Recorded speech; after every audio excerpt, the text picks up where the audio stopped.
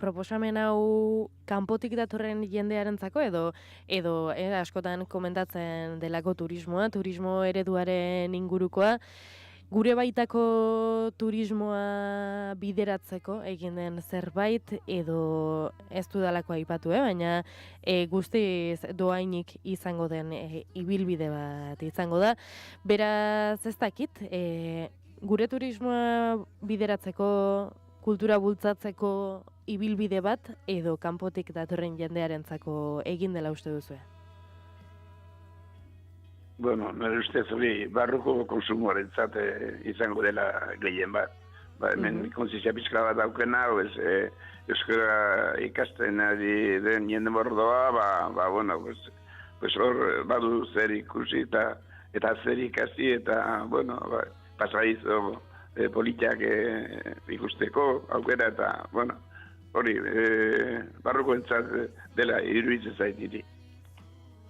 Kasu honetan bai da barruko entzat, baina azkenean nik erabiltzen nuen eredu hori eredu bezala.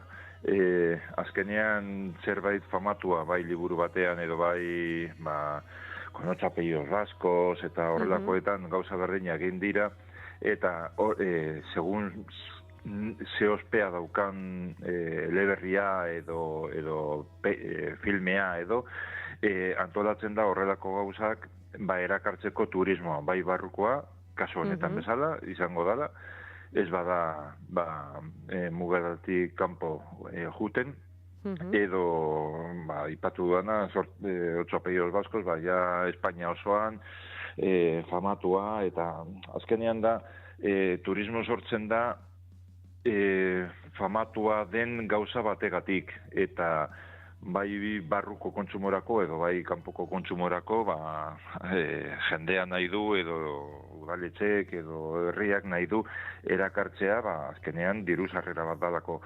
Agian ibilbide horiek doainik dira, baina erakartzen duen jendea juten da tabernetara, dendetara, eta orduan hor sortzen da beste diru sarrera, ezta? Horregatik esaten nuen, batez ere.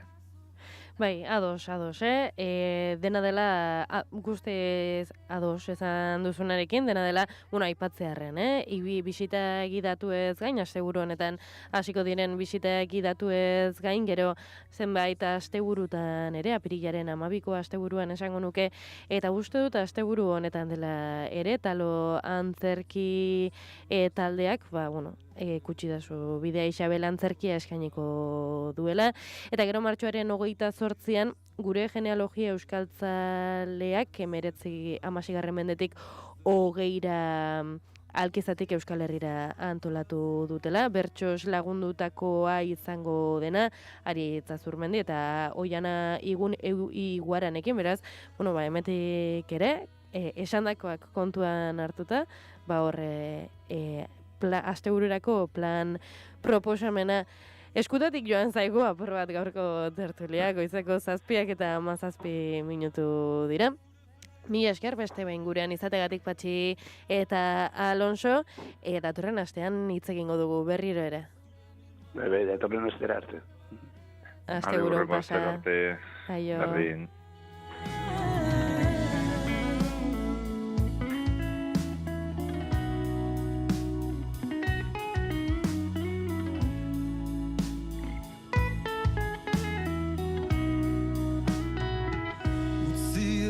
Kontatzen behinume zirela amestu zutela itxasoaren beste aldeaz egan egiteko egoak bakean bizitzeko Informazioaren aria naiz irratian.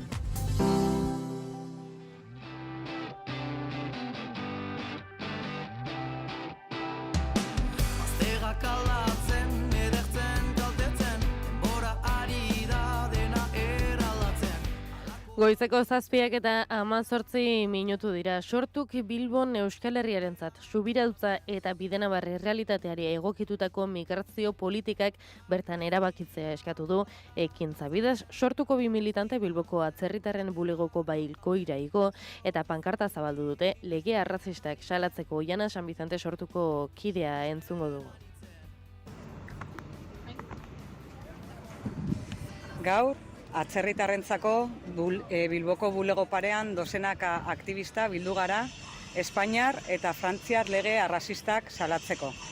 Egunero, milaka lagun datoz Euskal Herrira beraien bizitza proiektua duintasunez eraikitzera. Eta lege hauek pertsona guzti Ostiral honetan nazioarteko arrazakeriaren kontrako eguna dela eta estatu frantses eta espainiarreko lege arrazistak salatu ditu Sortuk Bilbon. Garaiko aduana eraikinan dagoen atzerritarren bulegoko balkoira igo dira eta bertan Euskal Herriak burujabetza eskubideak denontzat pankarta zabaldu dute. Eskuineko edabideek zein alderdiek estrategia bat martxan dutela salatu dute Euskal Herria bitan zatitzeko kultura eta jatorriaren arabera. Sortuk argi du zein den erantzuna. Eta guk argi diogu, zatiketa saiakera horri aurre egin eta denok batera Euskal Herria pentsatu eta eraiki behar dugu. Norabide argi batekin, Euskal Herri libre eta antierrazista bat. Ertzaintza bertaratu eta identifikatu egin ditu Bilboko atzerritarren bulegoko balkoira igo diren kideak.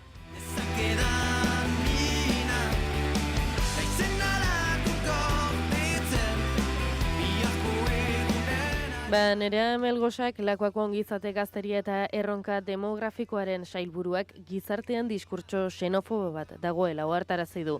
Udalekin eta beste zenbait aktoreekin elkarlana ona bada ere, norbanakoak interpelatu ditu diskurtso xenofobo hauesek desaktibatzeko. Aritz Santa Maria lankideak. Nerea Melgosa sailburuak 3 bilera izan ditu gaur, Kanaria herrietako gobernuaren bozeramailearekin batera. Bigarren bilera horretan 3. sektoreko langiekin bildu dira. Izan ere, migrante askok bertan egiten dute lan. 3. bileran aldiz alderdi politikoekin izan da. Balorazio positiboa egin du Melgosak. Las 3 reuniones, como decía antes, es positiva, constructiva y sobre todo con ganas de mirar al más allá. Halaber, asteartetik dago indarrean Juntsek eta Espainiako gobernuak sinatu duten dekretu berria. Dekretu honek autonomia erkidegoetara iritsiko diren adin txikiko migratzaileen kopurua mugatuko du. Adibidez, banatu behar diren adin txikiko 4.000 migranteetatik 20 bat iritsiko dira Kataluniara. Orain arte egindako ahalegina kontuan hartu eta Kataluniara ez ezik Euskal Autonomia Erkidegora ere gutxiago iritsiko dira. Sailburua pozik agertu da sinatu den dekretu berriarekin.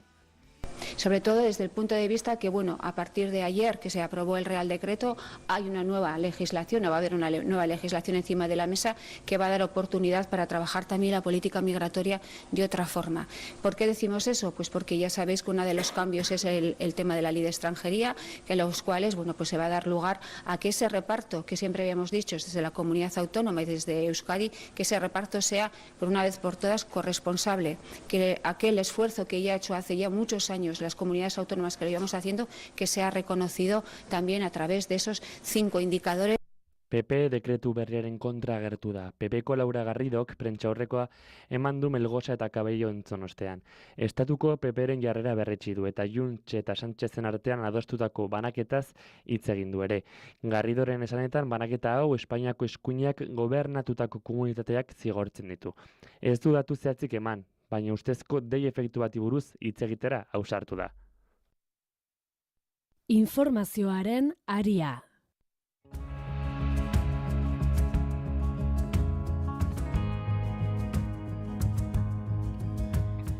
Israelgo ejertzitoak lurreko operazioak berrabiarazi ditu Gazan sueten akordioa apurtu ostean palestinarren aurkako sarraskia berartu du gobernu sionistak. Bigarren egunez jarraipena duten bombardaketetan 60 palestinar hil dira. Suetenaren akordioa segiz otsailaren 9 utzituten Netzaringo korridorean desplagatu da berriro Israelgo ejertzitoa. Leuntze eremua deitu dio Israelek praktikan Gazaren iparra eta hegoa lotzen dituen bidearen blokeoa ekarri du. Gainera, suetenaren aurreko praktikak berrartu ditu Israelek eta hainbat hirigune usteko agindu eman du bere bombardaketen jopuntu izango direla iragartzearekin bat. Iragarpenetik erasora ez da nahikoa tarte izan hori ordea, eta orain baliatzen ari den armamentuak eremu zabalagoetan eragiten du txikizioa. Palestinar iturrien arabera, Donald Trumpek baimendutako arma berriak izan daitezke. תקיפת חיל האוויר נגד מחבלי החמאס הייתה רק הצעד Israel Katz defentsa ministro sionistak erabateko txikizioa iragarri du eta palestinarrak euren etxeetatik kanporatuak izango direla berriro gehitu du. Eurak esandako guztiari men eginezean Gaza erabat txikituko dutela dio Tel Avivek. והחמאס לא יסולק מעזה, ישראל תפעל בעוצמות שעוד לא הכרתם.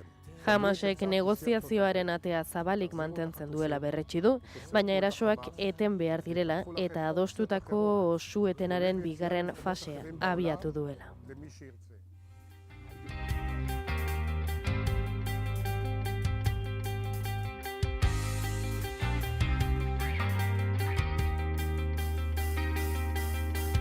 Besterik ez badut ezaterik, hau nola doan ziurez daki. Eta albiste propio baten berri ere eman behar dugu gaurkoan. Martxoaren 25ean Donostiako Dabadaban izango da musikaria saioaren 1000. atala. Elkarrekin kantuan ariko dira saio berezian Lide Hernando eta Iker Lauroba, Olaia Intziarte eta Olatz Salvador eta Gartxotun Sain eta Izaro Andres. Gainera, naizen egitasmo berri bat iragartzeko plaza ere izango da. Datorren astearte iluntzean izango da saio berezia eta bertaratu alizateko gonbidapena behar da. irratia.naiz.eusen egin dezakezue eskaria. Ongi etorri zuen etxera, musikaren etxera esan ohi du Iker Gurrutxagak saioaren hasieran. Askoren etxea izan da musikaria denbora honetan.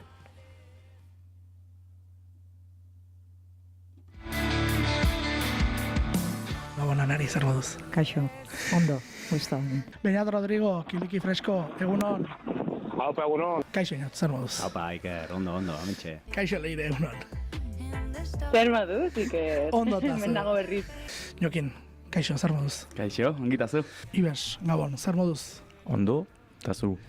Nerea Loron Lafuria, kaixo, Gabon, zer moduz? Kaixo, Gabon, oso pozik eman egotearren, pixka bat urdurio bai hori esan behar da. Baina pozik. Libe, Gabon, zer moduz? Gabon, oso ondo. Maren, kaixo, zer moduz? Ondo, zeratute baina ondo. Sara, Pascal eta Julen, kaixo. Zer moduz? Kaixo. Oso mentxe, oso gustora. No, Odei, egunon. Egunon. Zer moduz gara? Ongi, orain, lasaixio, ja, diska aterata, pixkate, hobeki lan bat kenduta gainetik bezala. Gurekin dago, Andoni, Ollokiegi, Andoni Gabon. Gabon. Eta gurekin dago, Rafa Rueda bera ere, kaixo Rafa, zer moduz? Aupa. Eta gurekin dagoen, Imanol Elkaete. Elkaete bezala orkestuko dugu. Egunon. Arratsaldeon. Zer moduz zaude? Hemen, baskaldu dugu orain eta asistarekin borrokatzen pixka bat. Josun erakizten kaixo zer moduz? Kaixo, ondo. Aritz Artola, Gabon, zer moduz? Kaixo, Gabon, oso ondo. Agurtu dezagun, Ana Arzuaga Berde Prato, egunon. Egunon, kaixo. Zer moduz? Oso ondo. Kaixo Pello, zer moduz? Kaixo, ondo, plazerra, ikarzuk hemen izatea. Arratsaldeon gorka urbizu. Arratsaldeon bai berdin. Zer moduz abe? Ongi, oso ongi. Urduri xamar, hemen elkarrizketa emateko prest eta, bueno, eskerrik asko gonbidatzagatik eta bide nabar bazorionak garari, 25 urte hauengatik eta beste asko etorri daitezela.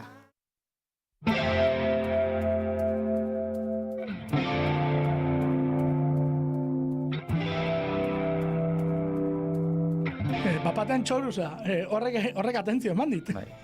Egia esateko, jarri gira ez zuzenezkoa prestatzen eta kantu hori ez da zuzenezkoan izanen. Baina, zenta pentsatzen dugu, nik hola pentsatzen du diskoa, asteniz kantu batekin ez dena soberakoak irekitzeko ideiak.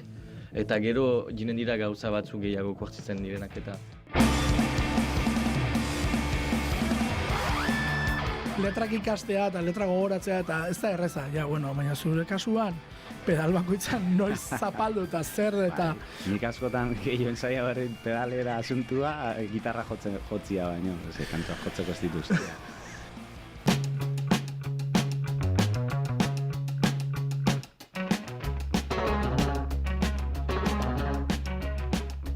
Elkarrizketa batean bezala biek batera, eta amplia jarrita biak elkarren parean, eta esan nahi zut, bate jotzen zuenak, bestearen mikroan sartzen zen, bai, nahaztu dugu, eta beldurri gabe, bataren soinua bestearen sartzea, eta barrez.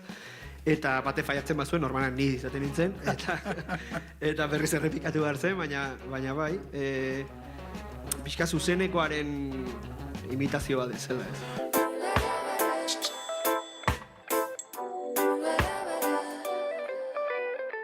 Gero, bapatean, Monikantu esartzen denean, horko 808 hori da. Kaina! Egiten duzu bapatean. Soinu hauek pila gustatzen zaizkigu, baino ere egia da aurkitu hartzagila tokia. Tokia aurkitzen diozunean, eta besti batean ja hor daukazunean, osea, bombastik, esan nahi dut.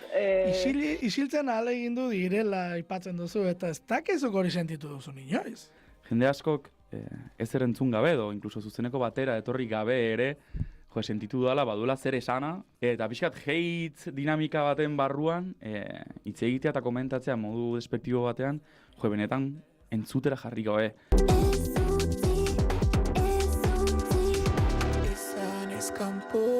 Kantua asko aldatu dezakela, sampler batek, kontuz? Bai, gainera obsesionatzera iritsi gara, goratzen naiz, behin itzultzen ari ginela Arbeeretatik, gelditu ginen Frankfurteko hotel baten, hegaldi guztiak atzeratu zirelako, eta baten naiz, esarazegoela hotel kanpoan, eta esan ziren, Julen, etorri. Eta niz ez, eta begira, sampleatzeko hau, eta metxeroa, kliper bat botazun marmorezko mai baten aurka, eta garabatuta akat, baina azkenean ez genuen diskoan sartu hori baina. Baina, sartzen zera rueda antzeko baten, eta esatezu, hostia, igual soinu hau kanta batean sartzeko, ojo, alarma horrek ze soinu egin du ez dakizen. Soinu zarata, esan duena, ez ba? Metxero bat, marmol baten gainean, hor zeroet etorriko zitzaizu burura, zuri, esan dut. Bueno, hori da, demora asko pasa dudalako hauek biekin, eta ikasi dut maixonak izan ditut. Gitarraren soketan edo mania berezirik baute duzen esale dut. Disko hauetarako garaiz ipintzea, soka pikima gastatzea, ni gustat, orain esan duzuna, hau da, nailoneko espainolaren aldera joate horrek ni goguan izan da. Orduan soka pikima lentsu hau ipini 10 lehenago distira galtzeko. Begira. Letra, ez? Urrutin ere menditik, narirariraran. Ni trikitixa batzutan ez gaudela, begira. Niretzak hori da, ni bizien ez baserrean animalien herrian, klaro. Hori da, klaro. Begira. Eta letra horrek referentzia baita ere abesti mota, ez? Bani joa urruti, nire zona de konfortetik, baita ere izan zen Madrilera bidean nijoala etorri zitzaiten letra, eta bani joa urruti nire herritik, ez? Euskal Herritik, beste leku batera sortzera, nire musikaitea. Denbora dara psikologikoa da, Berez denbora ez da existitzen. Erlojua daukagu barkatzen duelako. Eta gero, guri luze iritu zaigulako edo motzi itzaigulako. Azkenean dara psikologikoa da. Eskerrik asko elkarrizketagatik benito. Eta zeratik. Gustago. Asortu bai izan, sarba gaitzen, inu bazu baitzan. Inu bazu baitzan. Inu bazu baitzan.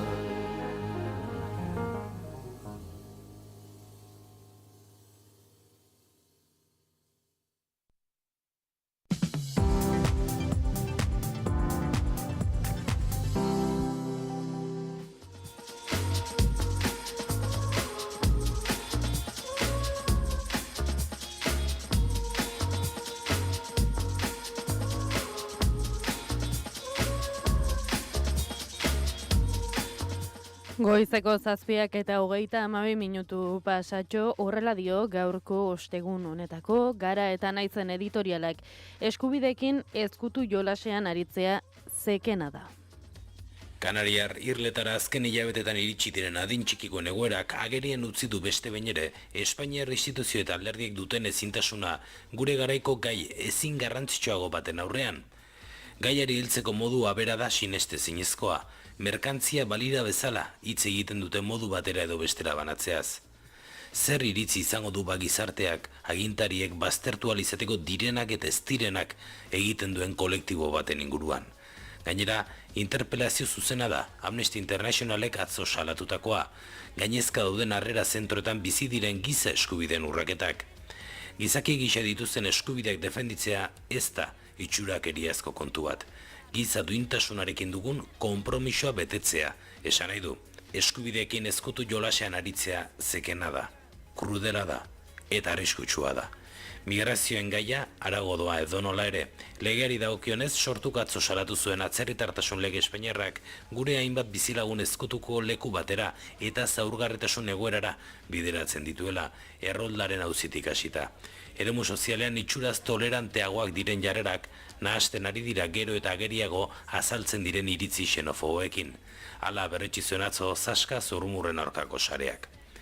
Arrakala izugarria dago Euskal Autonomia Erkidegoan dagoen migrante kopuruaren, 13% inguru, eta pertzibituaren artean, 24%.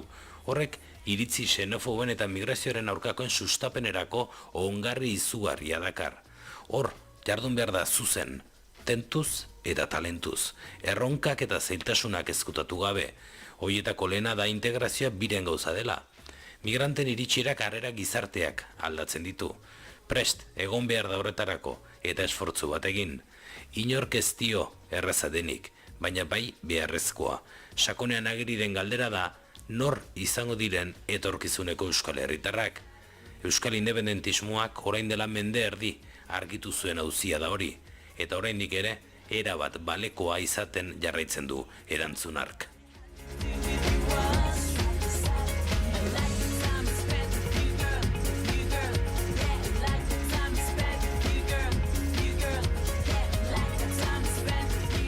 Eta 7:35 minutu diren honetan, heldu zaigu ostegun honetako azalen errepaso egiteko momentua ere. Etxetik hasiko gara, egunero bezala, gaurko gararen titularrak atzokoak bezala, Palestinaren ingurukoak ekarri ditu.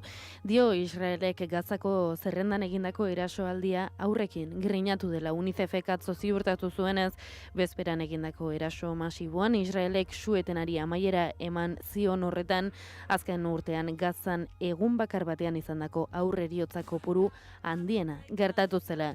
Argazkiko ordea prentxaurreko bat da, Rafael Delas, Pedro Mari Saert, Jose Mari Izura eta Dionisio Aizpururen senideak, Pasaiako badiako segada polizialean eraildakoen senideak dira hauek, kazetarian aurrean agertu ziren atzokoan. Lakuak 51 urte geroago, estatuko indarkeriaren biktimata aitortu ditu, eta beraien gurasoek bizirik ikusi ez zuten errekonozimendu hori justizia bihurtzearen alde egin zuten. Egileen zigor gabetasuna salatu zuten, sekretu ofizialen legea aldatzeko eskatuz.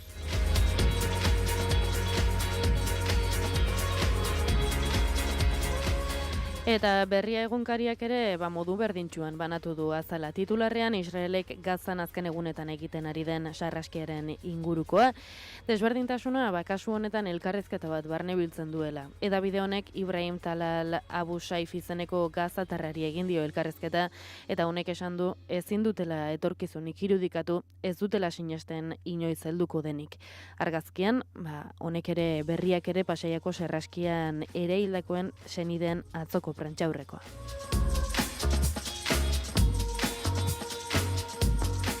Deia egunkariaren titularrak horrela dio. Euskadi eta Kanariak laguntza ematearen alde agertu dira.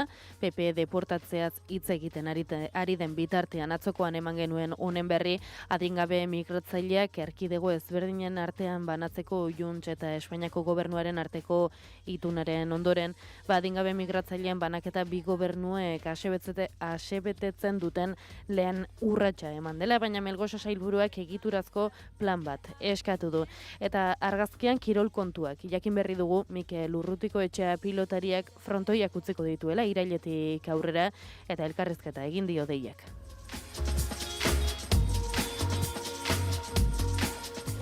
Gipuzkoara goaz, gaurko notiziaz de Gipuzkoaren azalean berritasunik ez, aurretik aipatutakoekin alduratuta titularrak dio, Hartu duen gaia berbera da, Kanarietako adingabe migratzaileak ekitatez banatzeko akordiaren ingurukoa, eta argazkia ere berdina.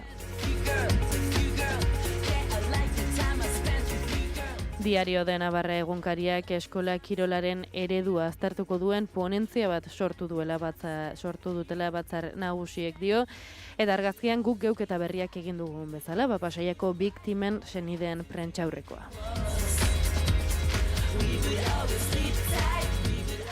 Gaurkoan El Correoko egunkarian Arabako eta Bizkaiko aleek titular berdina dakarte. Araban berriztagarrien proiektu batek tentsioa areagotu duela Euskal Herria Bildun eta 3 karguk dimisioa eman dutela dio gaurko El Correoko titularrak. Arratzuako 3 zinegotzik beraien karguak utzi zituztela jakin genuen atzo. Eta argazkia Bilboko itsasadarreko argazki bat da, fotomontai bat da egia esan, deustun eraikin berri bat eraikiko dutela erakusten duena, 13,5 milioiko kostua izango duen suhiltzaile parke berri bat eraikiko baita bertan. Eta Arabako alean, esan bezala titularra berdina da, eta argazkia pertsona talde bat agertzen da, Alabesen Zailaian, Mendizorrotzan, Egibide, Olabide, Lorategi Iria eta Jesusen Bihotza eskoletako gazteak dira bertan agertzen direnak, gazteekin ekintzaile topaketetan.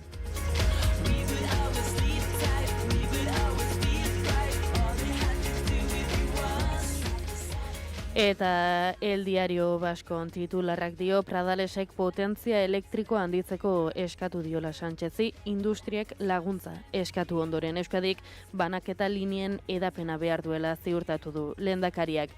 Argazkian Donostiako badia agertzen da, telesail ospetsu bat ari dira grabatzen bertan azken egunotan.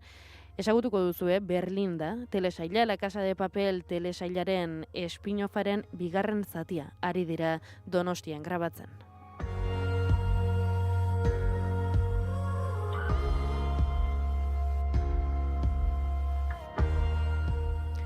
Goizeko 7 eta 40 minutu direlarik, 8 gutxiago, onarte eustegun honetako azalen errepasoa.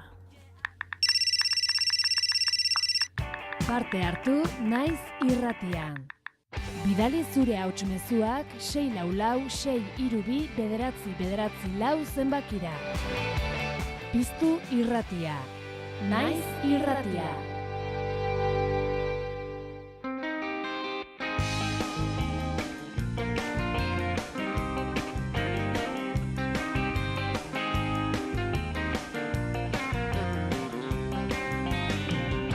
Lo que me invade, todo viene de dentro. Nunca lo que me sacie, siempre quiero lo hambriento. Todo me queda grande para no estar contigo. Sabes, quisiera darte siempre un poco más de lo que te pido. Sabes que soñaré si no estás, que me despierto contigo. Sabes que quiero más, no sé vivir solo con 5 sentidos. Este mar cada vez guarda más barcos hundidos.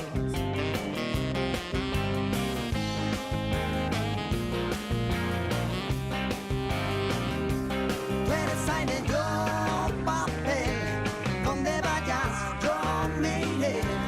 Si me quedo a oscuras, luz de la locura, ven y alúmbrame. Alguien dijo alguna vez, por la boca vive el pez.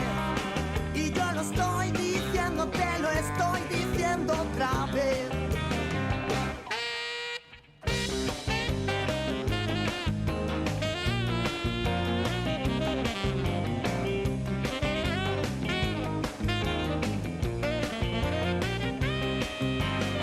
Dime por qué preguntas cuánto te he echado de menos.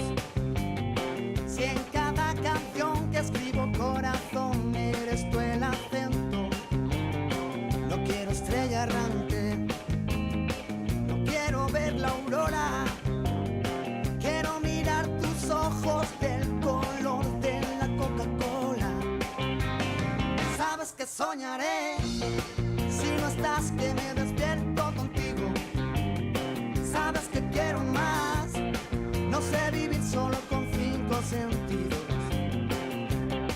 Este mar cada vez guarda más barcos hundidos.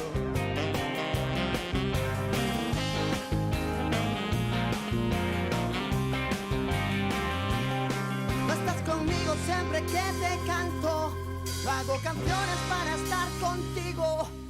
Porque escribo igual que sangro. Porque sangro todo lo que escribo. Me he dado cuenta cada vez que canto que si no canto no sé lo que digo.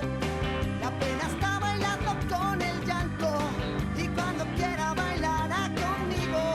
La vida eterna solo dura un rato y es lo que tengo para estar contigo.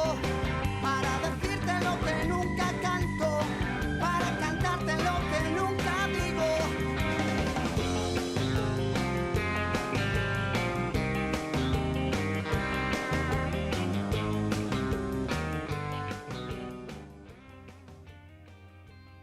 Goizeko 7 eta 54 minutu heldu zaigu, ez dakizuena izango den, baina nire goizeko albistegiko momentu favoritoa.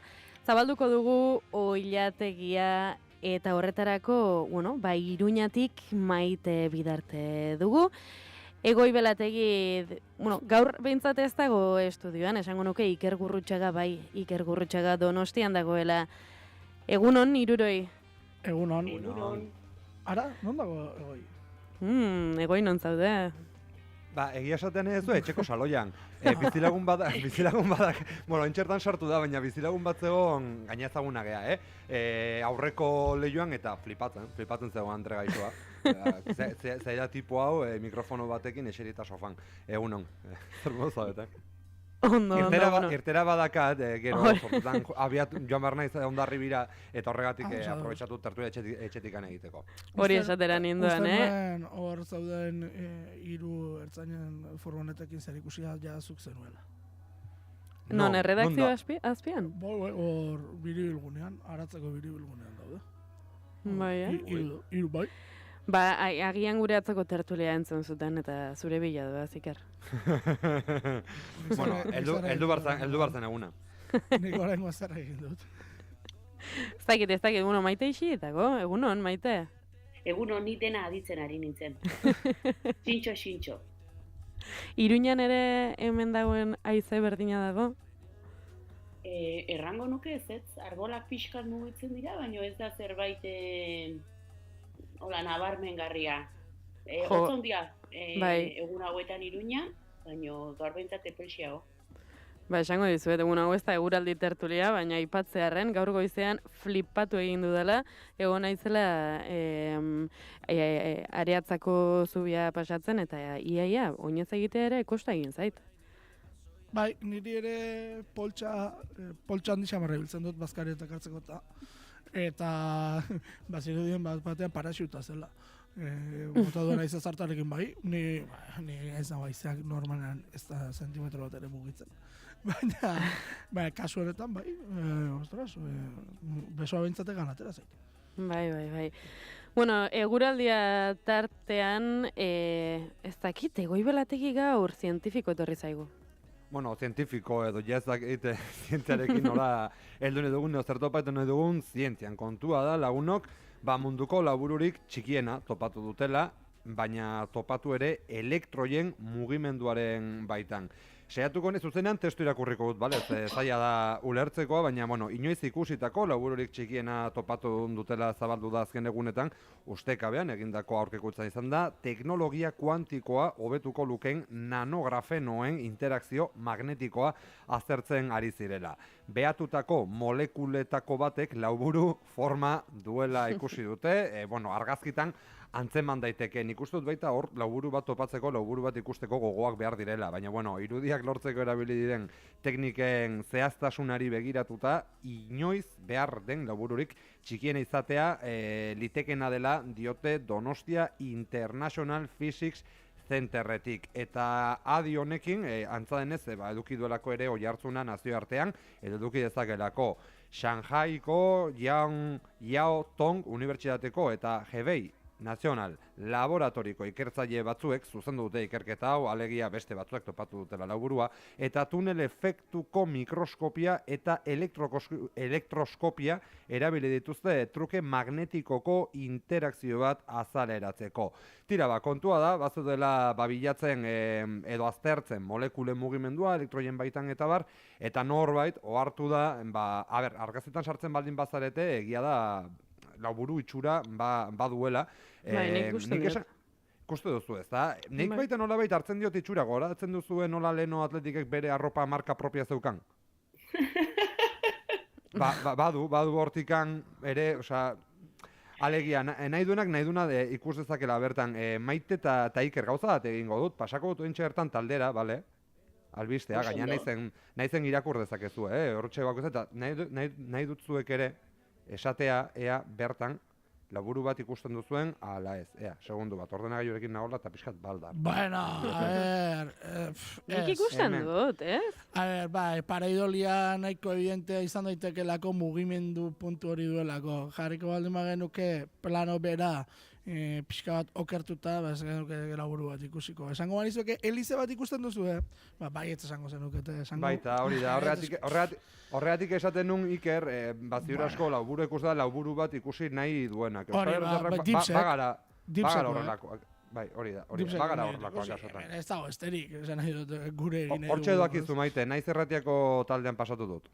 Oso ondo, euskaldu nahi asko gustatzen zaigu hori, Gehitxo, batzutan gehitxo. Hori gauzak ikustea gure izana, justifikatzen duena eta historian atzera begiratzea zeinen handiak izan garen, baina egin ditugun gehiagikeri erreparatu gabe, horretarako baita marabila bat. Ni aire girotuaren simbola, Elizearen simbola, ikusten dut.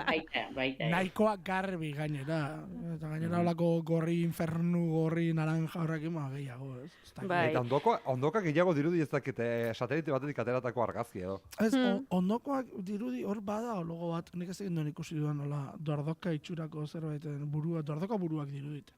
Bai, izan ditezke, lau dordoka ikarri parekatzen. Edo pertsona bat korrika. Bai.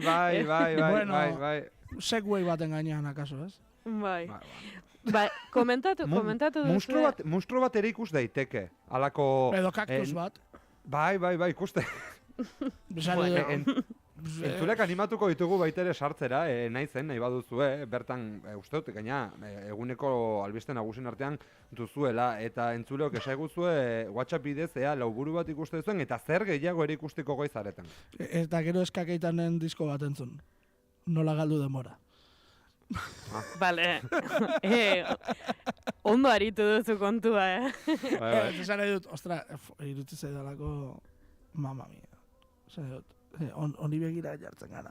Egoi ondo, itzasperturako oso ondo dago, Gai horiek ekartzea, baina pareidolia, bilatu pareidoliak, esan dut. Eta irudikatu, zerura begiratu, zer ikusten duzuen.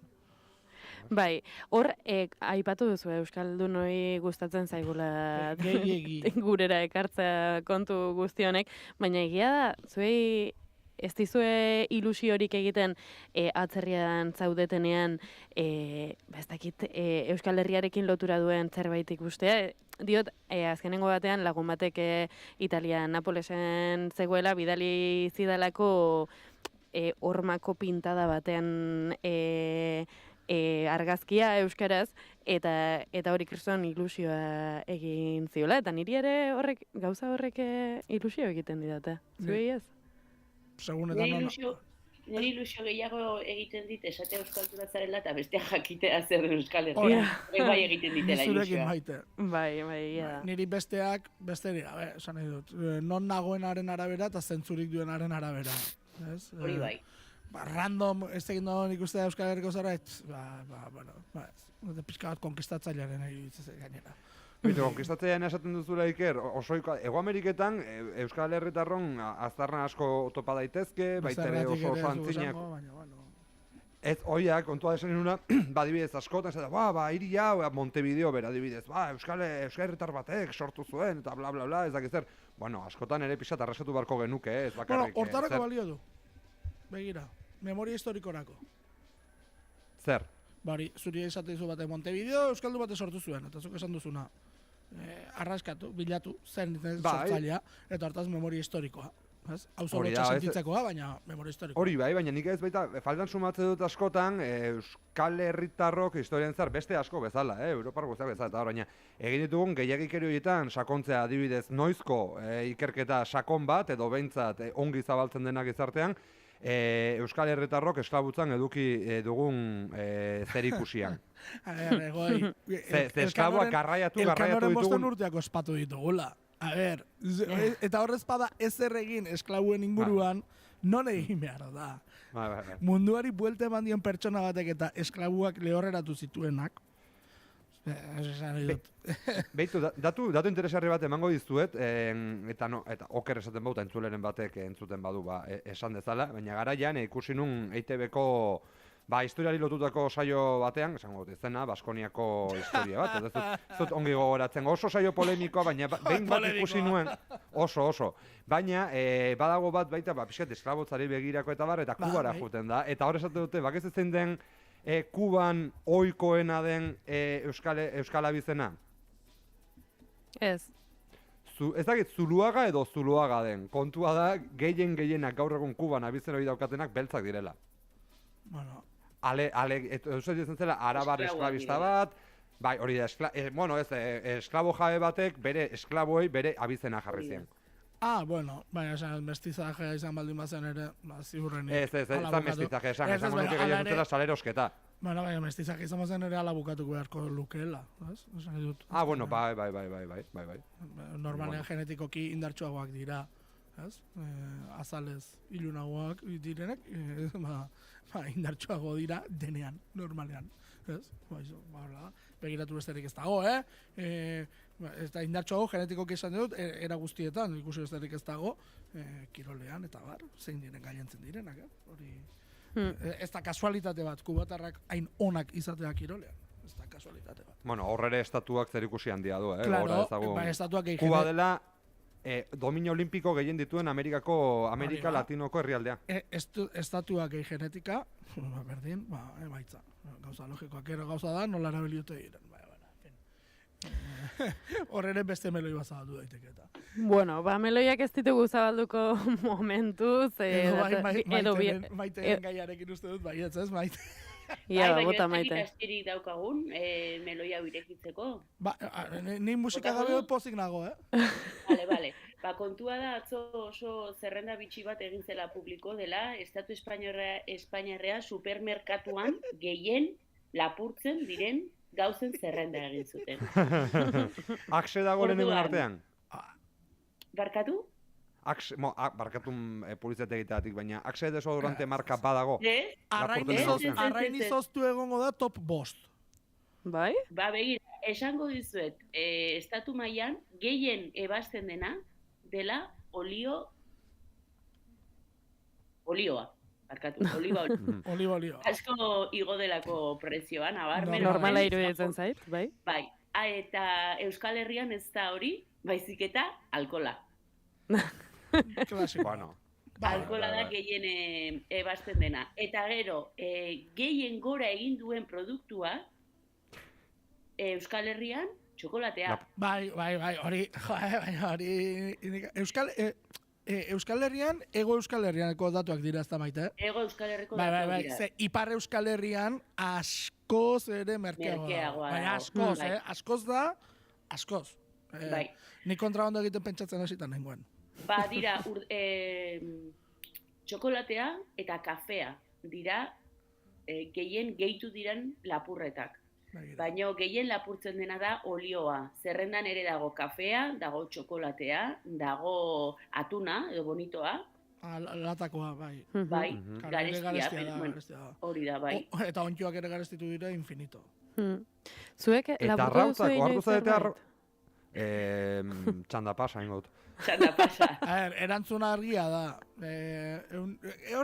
Datua beharko litzateke, nik bat, amaite ez duzu galdetu nahi nizun, hau da supermerkatuetan orokorrean, ez? Ez azalera handikoak bakarrik ez dira kontatzen. Datu hori ikusi batko nuke, baina nik uste supermerkatuetan orokorrean, baina orain txerrango dizu.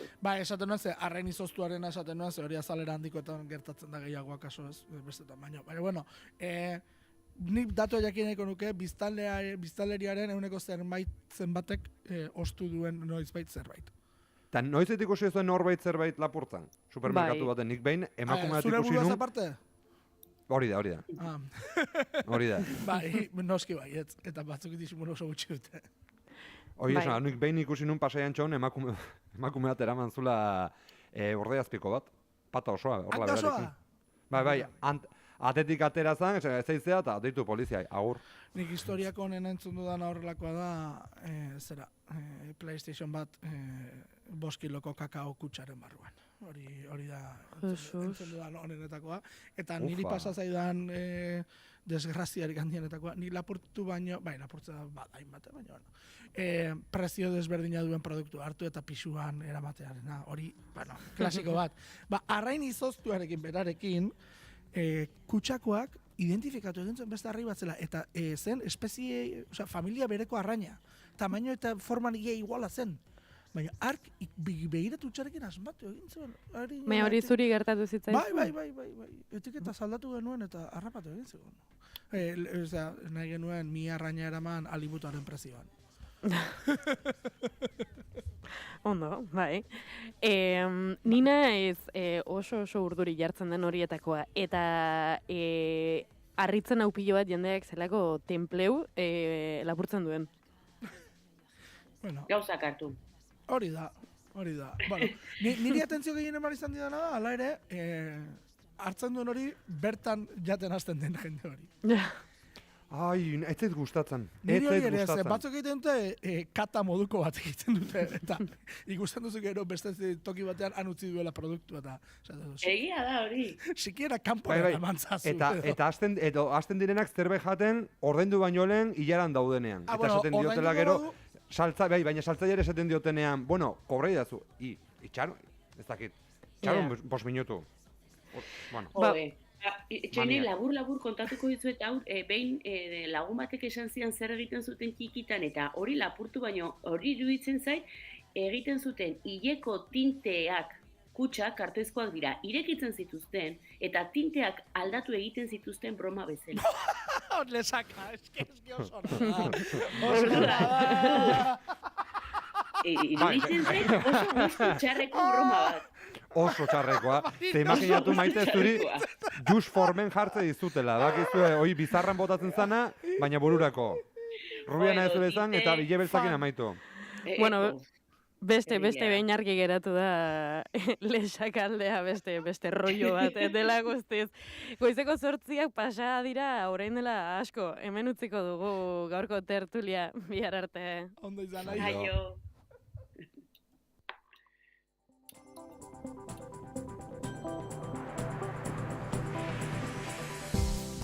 Informazioaren aria, naiz irratian, Pegi Lekuona. Egunon, goizeko 8:01 dira, ongi etorri naiz irratira. Pasaiako Sarraskian hildakoen senideek errekonozimendua onartuta justizia bila jarraituko dute. Aitortza hori berandu etortzeaz gain, egileen impunitatea salatuz, sekretu ofizialen legea aldatzea eskatu dute. Zaloa Badiola, egunon. Egunon, Pegi eta egunon entzuleok, Sarraski egin zutenak impunitate osoz kalean dabiltzala salatu dute, eta hala sekretu ofizialen legea suspenditzeko eskatu dute. Espainiako gobernuak dakiena kontatu behar du. Nork, nola, eta zergaitik agindu zuten gura nahiak erailtzea. Eta horretarako behar beharrezko da sekretu ofiziala lege aldatu eta desklasifikatzea.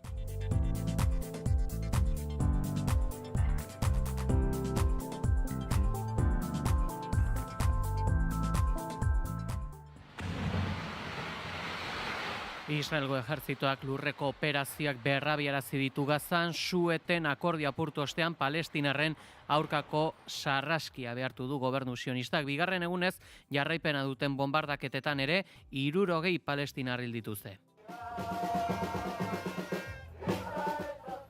Testuinguru honetan, milaka israeldar kalera atera dira su-etena utzi izana salatzeko. Oraindik 59 baitu ditu Hamasek eta egoera bideratzeko eskatu dute. 463 ertzain eta 170 udaltzainentzako lan eskaintza publikoa iragarri dute. Hautagaiek izena emateko 20 eguneko epea izango dute eta ekainerako aurreikusi dituzte lehen froga psikoteknikoak. Bingen Zupiria segurtasun sailburuak nabarmendu du hautagaiek euskaraz eta gazteleraz egin ahal izango dituztela ikasketak eta hizkuntzaren erabilera sustatuko dutela. Baina argi daukaguna da ez dela nahikoa hizkuntza maila biak akreditatzea. Sustatu behar dugula hizkuntzaren erabilera eta lehenengo pausua hizkuntzaren erabilera hori bermatzeko da, dakitenen kasuan erabilera hori akademian bertan egitea. Bai edukiak jasotzerakoan, baina baita ere beraiek izango dituzten elkarrekiko harremanetan ere. Guardia Zibilak baieztatzuta jo du Zubietako erraustegiaren estankotasun falta. 15 goi kargu eta arduradun tekniko Kintxaurrondoko kuartelean deklaratu izan dute ingurugiroaren aurkako delituengatik. Eta Araban berriz, Arrazua Ubarrundian EH Bilduko 3 zinegotzik dimisio eman dute bertan solariak sustatu nahi duen parke eolikoa gelditu ezin da. Euskal Herria Bilduk lakuari dagokion ardura hartzeko eskatu dio, dagokion erantzukizunari iskin egin eta udalen eskutan uzten ari delako eurena ezen ardura. Peio Otxandiano. El gobierno vasco no ha hecho ninguna planificación territorial. Hoy por hoy, en 2025, no tenemos un plan territorial sectorial aprobado y claro, pues esto está generando cierto desasosiego en las comunidades locales y en los ayuntamientos. Iker Olabarrieta Colorado aske gelditu da, zigor osoa bete ostean etxerateko har baten bidez jakinarazi duenez. 20 urte eman ditu espetxe ezberdinetan 2005ko martxoan atxilotu zutenetikan. Eguraldia eta trafikoa naiz irratian. Errepide dagokienez badago nabarmentzeko jazuerarik? Gaurko goizean Iruraiz gaunan egon den istripuaren arira, esan dezakegu istripua amaituta dagoela, errepideak guztiz irekita eta autopilaketak gutxitzen doazela. Eguraldiari dagokienez esango dugu, Euskal Herrian giro haizetsua izango dugula gaurko honetan, une honetan behintzat 18 gradu dauzkagu Donostian, 17 gradu Bilbon, 11 gradu Gasteiz eta Baionan, 12 gradu Maulen, 13 gradu Iruñan eta 16 gradu Donibane Garazin. Eguraldiaren iragarpena Iker Ibarruzeak. Eguraldia erabat ezegon kortuko zaigu ostegun honetan, bereziki egunaren bigarren zatian. Goizetik hasita hodeiak nagusi izango dira lurralde osoan, hodei hauek ugariagoak eta trinkoagoak izango dira hegoaldean, eta bertan ez da baztertzen tantaren bat edo beste botatzea, bereziki Nafarroa hegoaldean, hala ere orokorrean ateri egongo da, eta Kantauri isurialdean zerua argixagoa agertuko da. Arratsaldean ordea hodeiak are gehiago trinkotuko dira, eta arratsalde erditik aurrera zaparrada batzuk izango dira. Gehien bat goizurialdean botako ditu zaparrada haue, baina gaurkoan Kantauri isurialdera ere pasako dira, eta gainera uneren batean ez da baztertzen ekaitzak jo eta zaparrada handi samarrak botatzea, bereziki Araba ekialdean, Nafarroa mendebaldean eta Gipuzkoan. Haizeak hego ekialdetik zakar edo oso zakar joko du, bereziki ekialdean, eta gehien bat goizean arratsaldean indar pixka bat galduko du. Temperatura minimoek eta maksimoek hala ere gorako bideari eutsiko diete. Minimoak 8 eta 16 gradu bitartean arendituko dira. Maksimoak Kantauri isurialdean 18 eta 21 gradu bitartean, eta hego isurian 14 eta 17 gradu bitartean. Temperatura freskoenak Araba eta Nafarroa erdialdean neurtuko dira, eta altuenak aldiz kostaldean. Joarra Izpurua teknikan, martxoak 20 dugu, osteguna.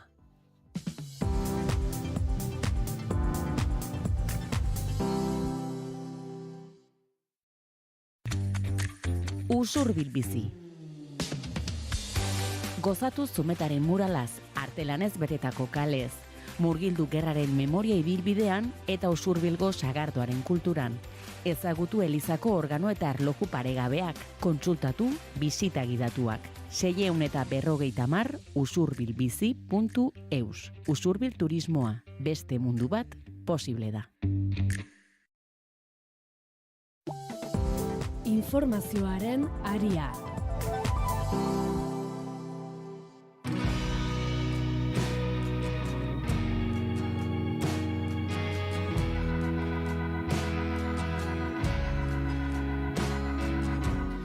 Aitortze erdi etxita ere Pasaiako sarraskiko biktimen senidek justizia bila jarraituko dute. Gurasoek izan ez zuten justizia seme alabek jaso dezatela aldarrikatu dute biktima izaeraren aitortza berandu etortzeaz gain, egileen impunitatea salatuz, sekretu ofizialen legi aldatzea eskatu dute. Oñatza Izpuru. Ostiral honetan 41 urte beteko dira Rafael Delas, Pedro Mari Isart, Jose Mari Izura eta Dionisio Izpuru, Komando Autonomo Antikapitalistetako kideak Espainiako polizia Pasaiako badian hil zituztenetik. 2025ko martxoaren 24an jasoko duten zuzen astelenez 4 hauen senideek lakuak pasaden astelenean aurreratu zuen biktima izaeraren aitortza ofiziala. Hori onartuta ere, senideek justizia bila jarraituko dutela azpimarratu dute. Hala eta guztizera, aitortza hau berandu iritsi da. Gure zuentzako beranduegi. Haietako inork ezin izan du jaso beraien semea, bortizki eraila izan zenaren aitortza ofizialik. Denbora luzea pasaba ere, 1984ko martxoaren 22 hartatik, emoziek oraindik badute lekua. Peio Aizpuru, Carlos Delas, Javier Izura eta Arantxa Isart zenidek buru duten prentxaurrekoan nabarmen geratu den moduan. Azkenean onartu dute ez zirela enfrentamentu batean hil, exekuzio extrajudizial bat izan zela baino. Orain bai, ofizialki Estatu Espainiarren errepresioaren biktimak direla onartu dute. 4 mezu zabaldu dituzte. Batetik, bazela garaia aitortza ofiziala jasotzeko, naiz eta lakuaren jarrerarekin kritiko azaldu diren, irailean deitu zietean aitortza iritziko zela esanaz, baina bizpahiru hilabeteko tramite burokratikoak beharko zituztela ofizial egin arte. Bigarrenik hau ez dela hemen geratzen, hori egin zutenak impunitate osoz kalean dabiltzalako, eta hala sekretu ofizialen legea suspenditzeko eskatu dute. Espainiako gobernuak dakiena kontatu behar du. Nork, nola, eta zergaitik agindu zuten gura nahiak erailtzea.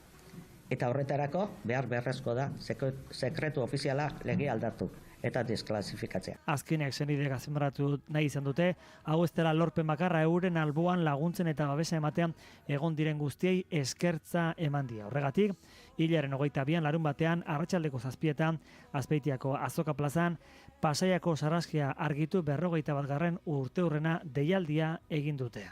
Aipatuko dugu baita ere oroimen arlotik Nafarroako parlamentuak Ezkabako gotorlekuaren erabilera memorialista ahalik eta azkarren gauzatzeko eskatu dio Espainiako gobernuari. Kontigo zurekinak egin du proposamena eta talde guztiek proiektuaren definitze garaian elkarte memorialisten parte hartzea beharrezkoa ikusi dute. Aritz Santa Maria. Nafarroako parlamentuko alderdi gehienek mozioa babestu dute. PP izan da abstenituen bakarra eta kontrako bozka bakarra jaso du. Talde mistoan dagoen Voxeko parlamentariarena. Carlos Guzmanek, Kontigo zurekineko bozeramaileak egin du proposamena, memoria eta bizikidetza batzordean.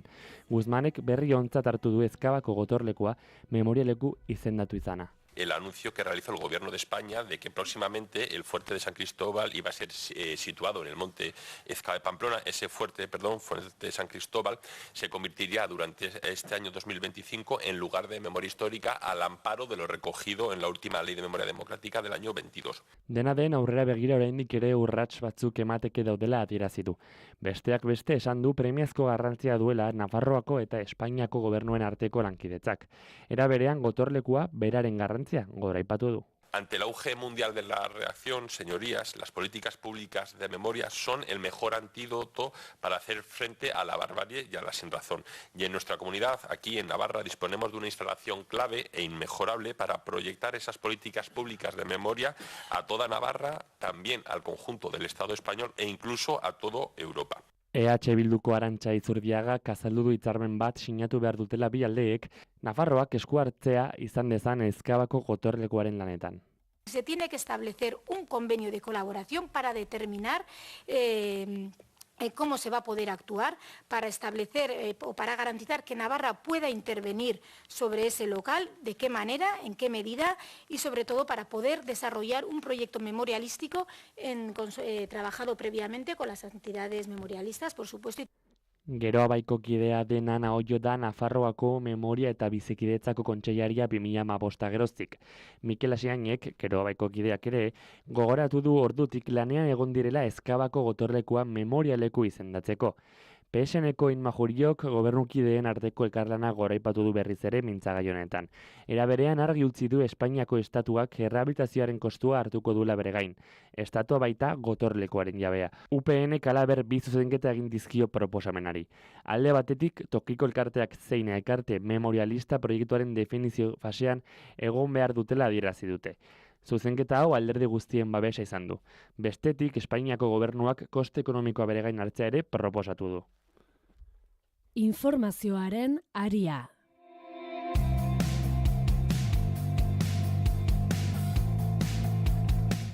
Israelgo ejertzitoak lurreko operazioak berrabiarazi ditu Gazan su-eten akordioa apurtu ostean Palestinarren aurkako sarraskia behartu du gobernu sionistak. Bigarren egunez jarraipena duten bombardaketetan 60 palestinar hil dira. Su-etenaren akordioa segiz otsailaren 9 utzi zuten Etzarimgo korridorean desplegatu da berriro Israelgo ejertzitoa. Leuntze eremua deitu dio Israelek praktikan Gazaren iparra eta hegoa lotzen dituen bidearen blokeoa ekarri du.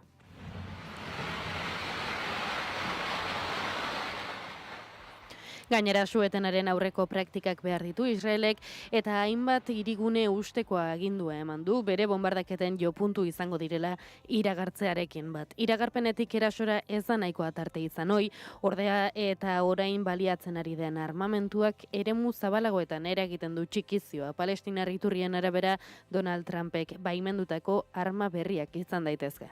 תקיפת חיל האוויר נגד מחבלי החמאס הייתה רק הצעד הראשון. ההמשך יהיה קשה בהרבה, ואתם תשלמו את מלוא המחיר. Israelkatz defentsa ministro sionistak erabateko txikizioa iragarri du eta palestinarrak euren etxeetatik kanporatuak izango direla berriro gehitu du. Eurek esandako guztiari men eginezean Gaza erabat txikituko dutela diotela bibek. תחזירו את החטופים ותסלקו את החמאס ויפתחו לכם אופציות אחרות. Hamasek negoziazioaren atea zabalik mantentzen duela berretsi du, baina erasoak eten behar direla eta adostutako su-etenaren bigarren fasea abiatu behar dela. Milaka israeldar kalera irten dira su-eten hautsi izan asalatzeko oraindik 59 baitu ditu Hamasek eta egoera bideratzeko eskatu dute. Baita ere barne inteligentziako arduraduna kaleratu du Israelgo gobernuak eta horrekin ere desadostasuna adierazi dute milaka israeldarrek. Ordu eta erdiko manifestazioa burutu dute eta Benjamin Netanyauren etxe bizitza ingurura gerturatzen saiatu dira, presio militarrak hiltzen du, erreforma politiko edo demokrazia Israelen edota Israel Netanyahutik salba dezagun gisako leloak baliatu dituzte. Legez kanpoko gobernu badela eta gerra geldia eratzteko eskatu diate. Horiek ala, aipatuko dugu ere UNICEF gobernuz kanpoko erakundeak salatu du, Gazan Israelek egindako bombardaketetan 130 haur hil dituela armada sionistak. Azken urtean, egun bakarrean haur gehien hildako eguna izan da hau. UNICEF agentziak kritikatu du aurrak txaboletan lotan ziren bitartean erasotu dituela 1 milioi bat ume daude Gazan 15 hilabeteko gerra pairatu dutenak eta egunero hiltzeko arriskuan daudenak. Laguntza humanitarioa sartzen utzi eta aurren eskubideak behingoz errespetatzeko eskatu du su-etena errespetatzearekin batera. Nazioarteari dei egin dio hori ahalbidetu dezan.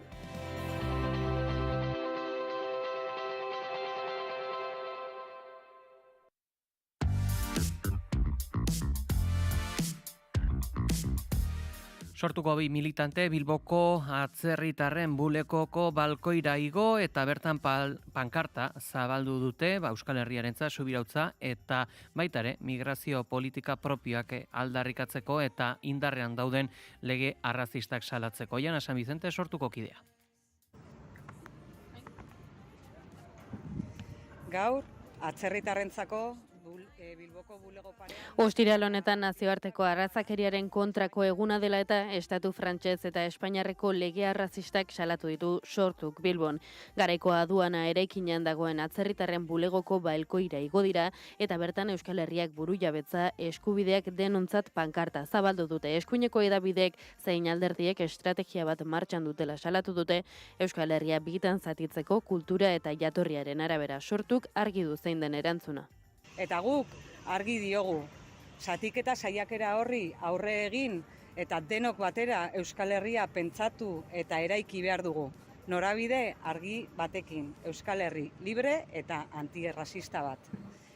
Ertzaintza bertaratu eta identifikatu egin ditu Bilboko atzerritarren bulegoko balkoira igo diren kideak. Eta Nerea Melgosa sailburuak gizartean diskurtso xenofoboa dagoela hartarezi du. Udalekin eta beste zenbait eragilerekin elkarlana ona bada ere, norbanakoak interpelatu ditu diskurtso xenofobo hauek desaktibatzeko.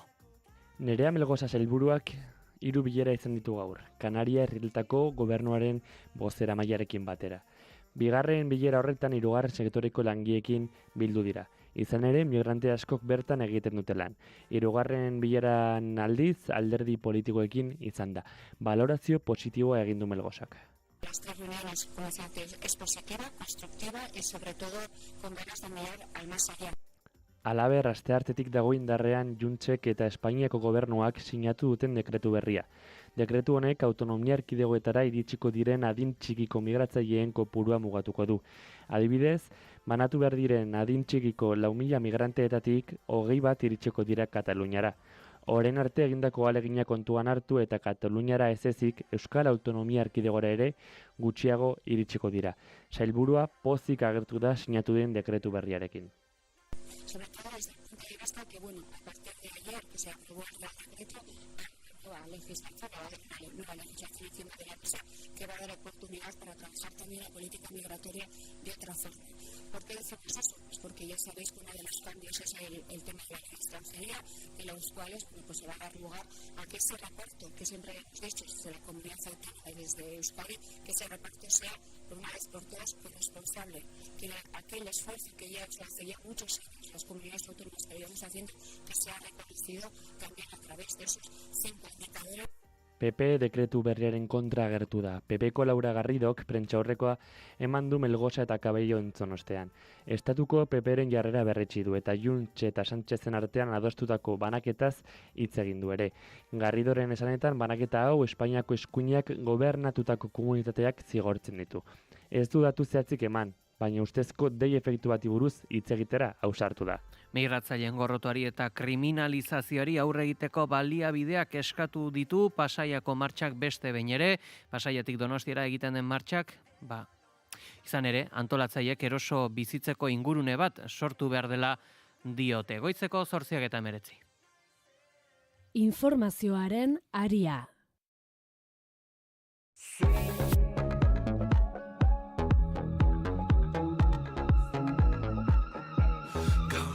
Guardia Zibilak baieztatutzat jo du Zubietako erraustegiaren estankotasun falta. 15 goi kargu eta arduradun teknikok Intxaurrondoko kuartelean deklaratu behar izan dute ingurugiroaren aurkako delituengatik.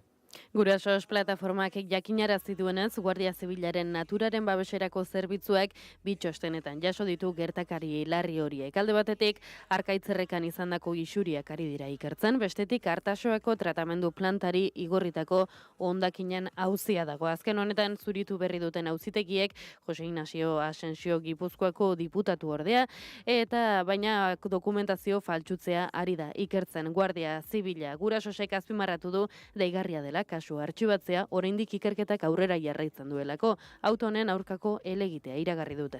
Eta aipatuko dugu baita ere Arratzua Ubarrundiako EH Bilduko 3 zinegotziek dimisio eman dute. Arabako udalerri honetan solariak sustatu duen parke eolikoa gelditu ezin da.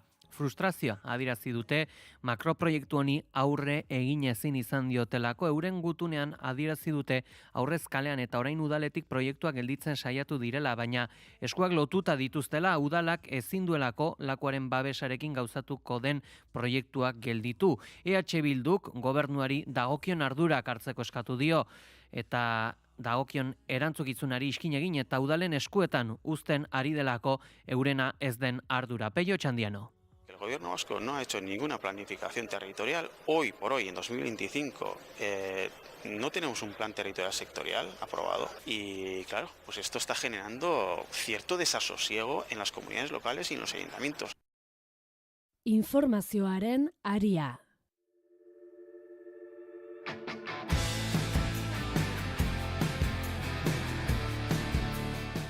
Goizeko 8:21 arlo ekonomikotik jarraiki esango dugu, armekin negozio egitaren aldekoen bidetik hitz egin du Arabako patronalak ere, aukera asko zabaltzen direla diote enpresarien ordezkariek. Juan Ugarte da Arabako enpresarien elkarteko presidentea. Todo lo que sea activar en ese sentido capital que nos permita que las empresas puedan invertir y se puedan actualizar y puedan apostar por todo lo que es, digamos, las revoluciones tanto tecnológicas como medioambientales, pues va a ser un elemento. Aukera berriak sor daitezkeela esan du Radio Vitorian egin dioten elkarrizketan, azken urteetan ia bazter utzitako sektorea zela zioen, gainera nolabait demonizatu egin omen delago. Parece que va a haber un esfuerzo, ¿no?, por parte de toda Europa y obviamente también de España en consecuencia por este sector, ¿no?, por el sector de la defensa y obviamente pues entendemos que ahí se pueden abrir oportunidades.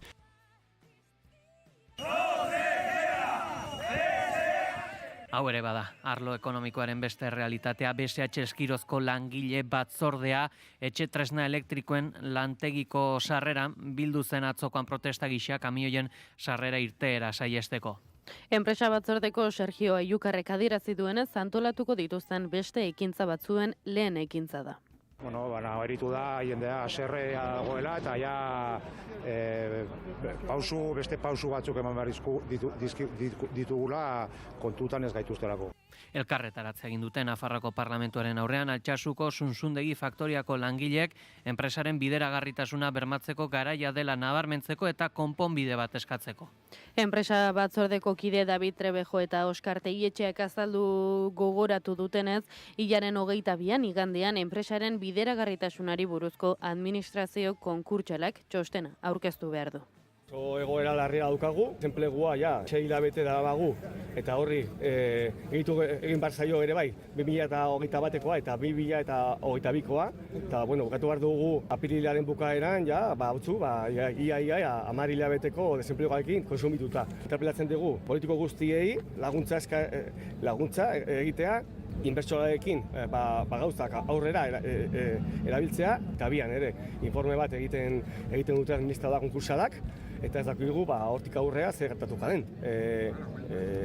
Hor dago fetxa bat, aurrera joan behar da, ez da joan behar, nola gelditzen garen, pixka bat, kezkatuko gaude. Eta akordio hori gabe bukatu da SDA Factory ez ixteko kontsultaldia. Itxiera honek 55 langile kalean utziko ditu eta sindikatuek helegiteak prestatzen ari direla aipatu dute. Langileen batzordeak salatu du SDA Factoryk eta bi Ambiti Trend jabeak ez dutela inoiz enpresa aurrera eramateko asmorik izan.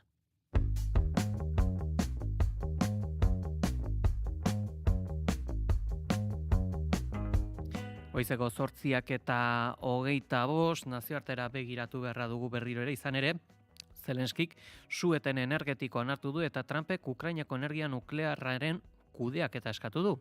Trumpek Zelenskirekin hitz egin du eta Ukrainari buruzko elkarrizketak bide honetik doazela esan du.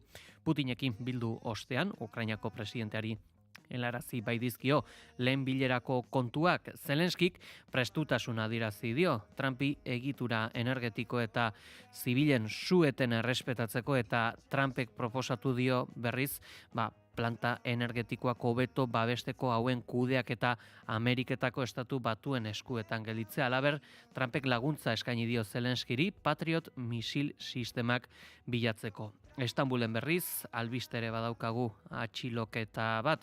Ekrem İmamoğlu atxilotu dute Istanbuleko alkatea eta hauteskunde presidenzialetarako Erdoganen aurkari politiko nagusia.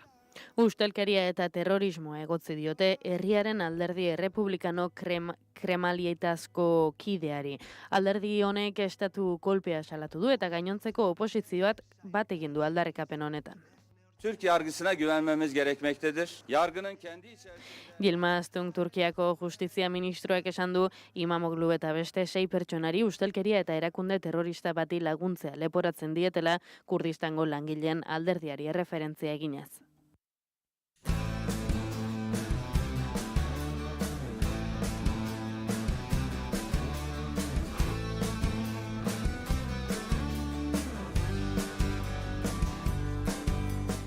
Eta kantu atsegin bat, agur baten berri emateko. Mikel Urrutiko etxeak erretiro hartuko du 2025ko irailaren 20an. Zaratamokoak eskupilota profesionala uzte erabaki du 35 urterekin eta palmaresean 3 txapel handi dituela. Bere azken partida irailaren 20an jokatuko du. Bilbon buruz burukoaren txapela Bizkaira berriro eraman zuen pilotariak. Eta prentsaurrekoan maila profesionaleko pilota uzteko erabakiaren arrazoiak zeintzuk izan diren azaldu du. Hori bai, erabakia ez da erraza izan. Jon Garate.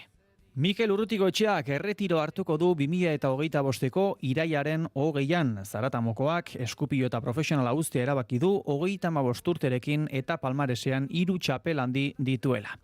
Bere azken partida irailaren 20an jokatuko du Bilbon buruzburukoaren txapela Bizkaira berriro eraman zuen pilotariak. Prentsaurrekoan maila profesionaleko pilota uzteko erabakiaren arrazoiak zeintzuk izan diren azaldu du.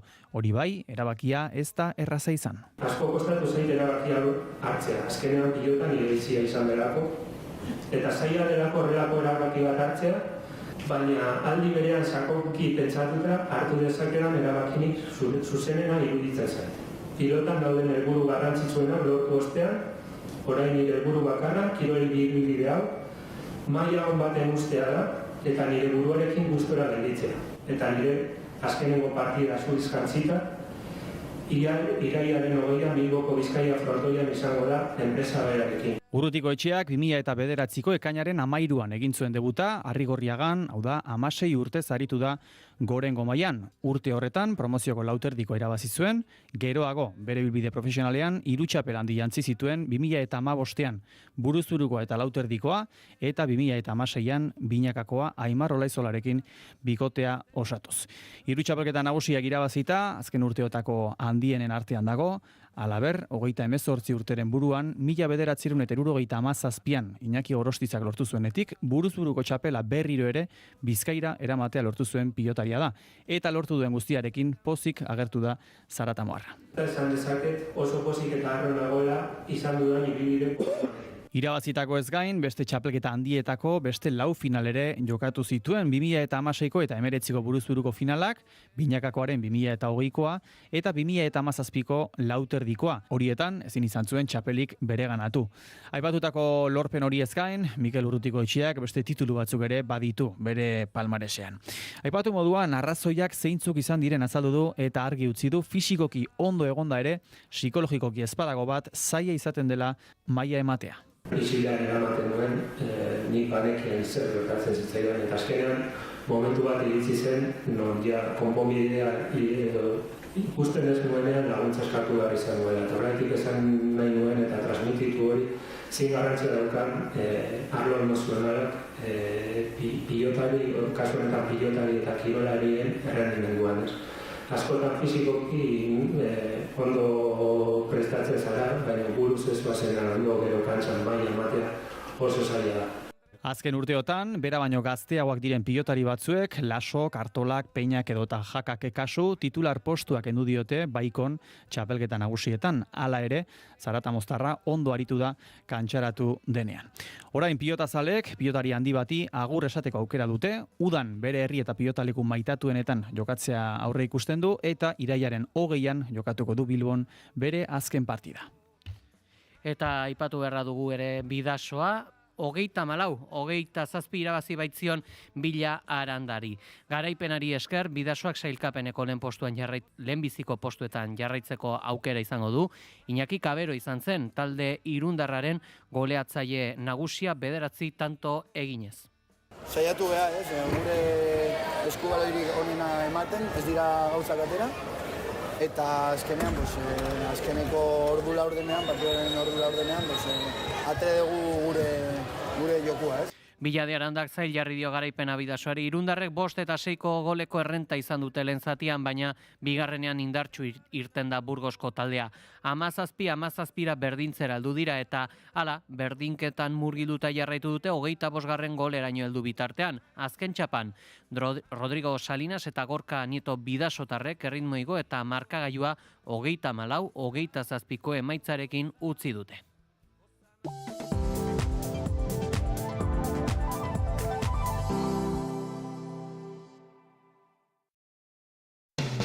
Kaixo Nerea, zer berri? Zarrak berrian ber. Ara, jertxe berria daukazu. Erosi berria, bai? Nabaritzen da, bai, berria. Bani berri bat emateran ator. Bota. Naiz irratiak Euskara Lantzeko podcast berria estreinatuko du. Ara? Ara ez, Adi eta Ari, Euskara Lantzeko podcasta. Astelenetik ostiralera 9:10 gutxitan Naiz irratian. Eta podcast plataforma guztietan, noski? Eta zeintzuk izango dira, aurkezleak? Magu biok, Ander. Ara, hori bai dela berri ona. Izugarria. Zoragarria. Demasa.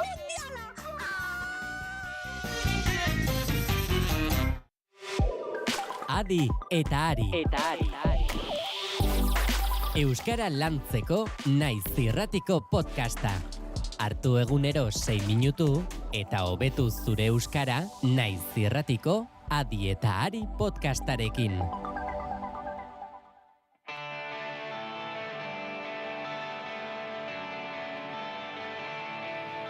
Bidaiaren azkenengo gezia oinutxotan, orekaren aitzakitan erortzeko, ta lurra sentitzeko, jauzi baino lehen.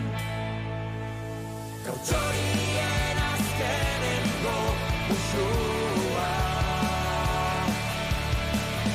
galtzaileen irribarra, une baten amaiera iluna,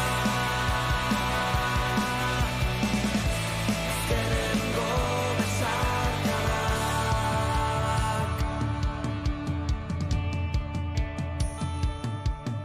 Orainari bizkarretik helduta gabe, oinatzik ez duen pausoa bezala, abizenik ez duen izena naizela. Gautxorien azkenengo musua, galtzaileen irribarra, une baten amaiera iluna, azkenengo besarkadak.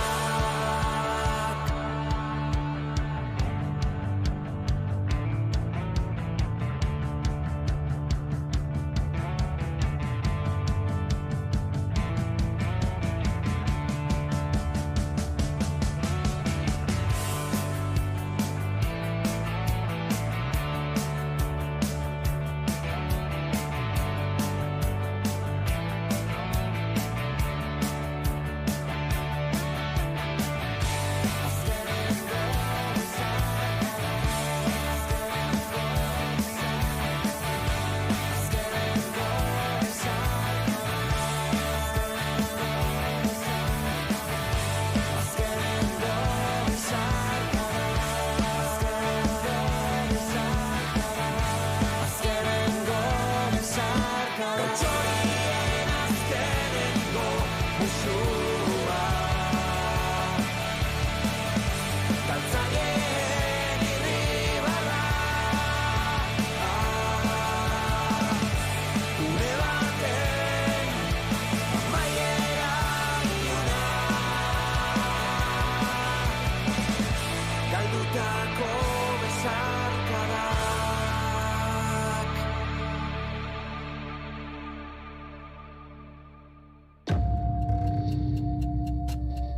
Ba, mentzan herri batian, jauntxo bat, gizon doktore bat, ederra, jendiakin harriman onak zitun. Ai, Inaxio, entzun aldezu. Berriz ere, bai, hauek sortia edukiko dute alako kotxi erosteko.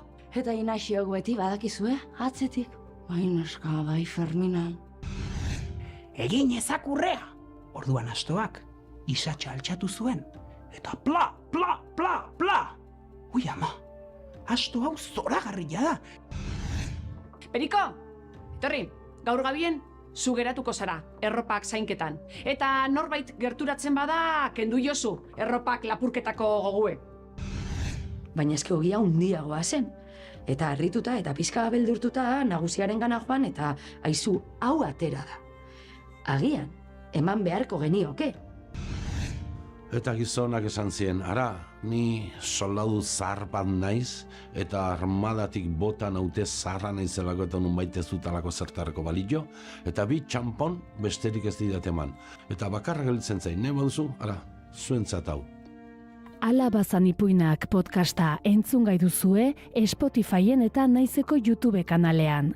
Eta irratian zuzenean, larunbat eta igandetan goizeko 9:00 albistegia amaituta.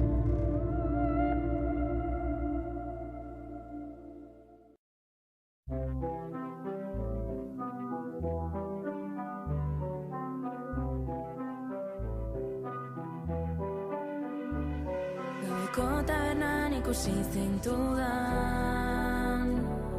lagunen artean edari eskuan, begiradarik ez, hilabeteak dira, elkar ikusi gabe, gauza desberdin daude. Zaila egin zait daudena onartzea, pero ya me da igual. Gaueko tabernan ikusi zintudan, lagunen artean edari eskuan, begiradarik ez, hilabeteak dira, elkar ikusi gabe, gauza desberdin daude. Estoy loco perdido, tabaki que tú también. Ez dute ondo komunikatzen zure Espainia, yeah, yeah, yeah, yeah. Ezakit oso ondo zer nahi deten. Guazen taberna barrua gure laguna konduan asko hitzen dute gutaz bla, bla, bla, bla. Harrian zigarrua bukatu genuen jokua Rosalian fondua tra, tra, tra, tra.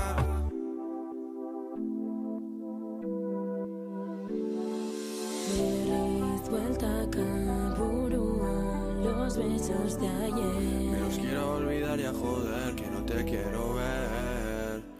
Kaleti vueltaka, taka, taka, tiki, taka. Vamos vuelta a la parranda que brilla y no es por nada. Bichichen eta jornada, bueno en barro barco nada. Oza que llegue azteko. Gaueko tabernan ikusi zintudan, lagunen artean edari eskuan, begiradarik ez, hilabetea dira, elkar ikusi gabe, gauza desberdin daude.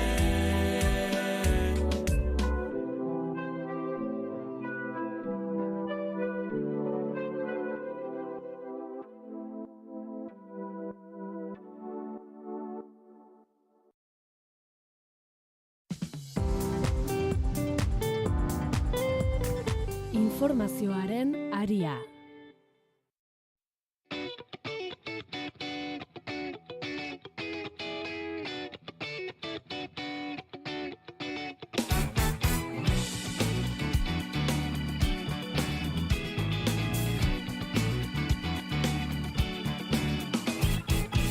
Hondartan oinutik, lurrean bilatzen, atzera begira, arrastorik ez.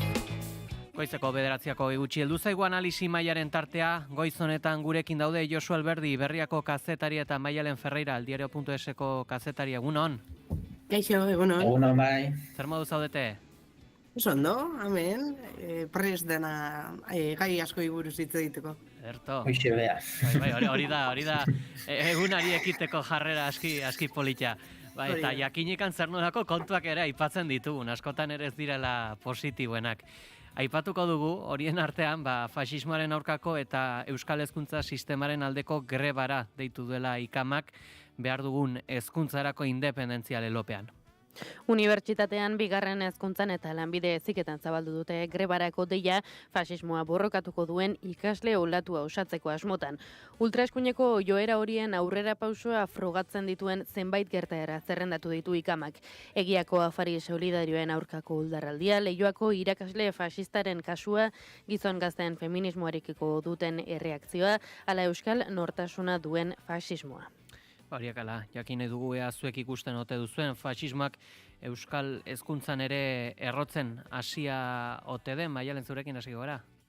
Bai, azkenen, azkenaldi honetan jarraitu ditugun gaiak behiratuta, bai irakasleak, oldartzen ari direla sare sozialetan, eta ere, bai ikasleen artean, horrelako diskursoak handitzen ari direla ikusita, zerbait egiteko prest egon behar garela ikusten dugu, ez? Azkenen, bai gazten artean, eta bai, umeak ere sartu dira diskurtso konkretu batzutan, matxismoaren inguruan eta fasismoaren inguruan, normalizatu dituzte hainbat gauza, eta horren aurka zerbait egin beharko genuke, ez? Nik uste dut azkenen ikasgeletan horrelako gauzak aztertzea eta ikustea, eta horren aurka irakasleak zerbait egitea komeniko litzateke, ez? Egia da askok esaten zutela, adibidez, Leioako irakaslearen inguruan, ez?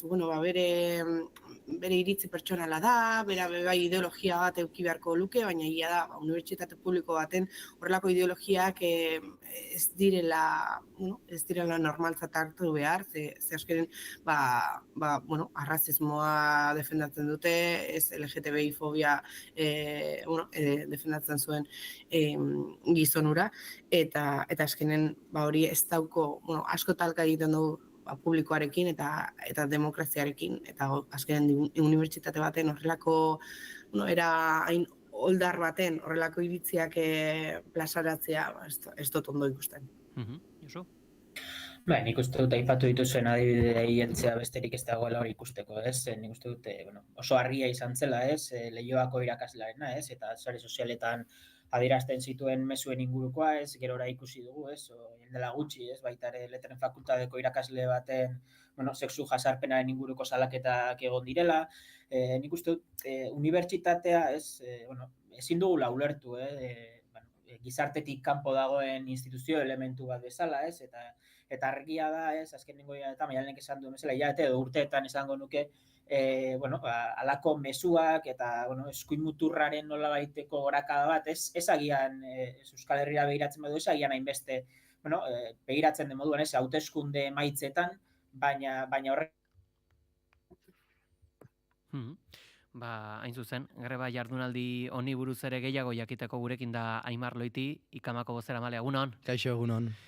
Fasismoaren aurka eta Euskal hezkuntza sistemaren alde deitu duzue greba, zer aldarrikatuko duzue gaurko jardunaldian? Bai, gaur egun garrantzitsua Euskal Herriko ikasleontzat, izan ere behar dugun hezkuntza aldarrikatzeko eta Euskal hezkuntza sistema propio baten alde kaleak hartzeko eguna izango da.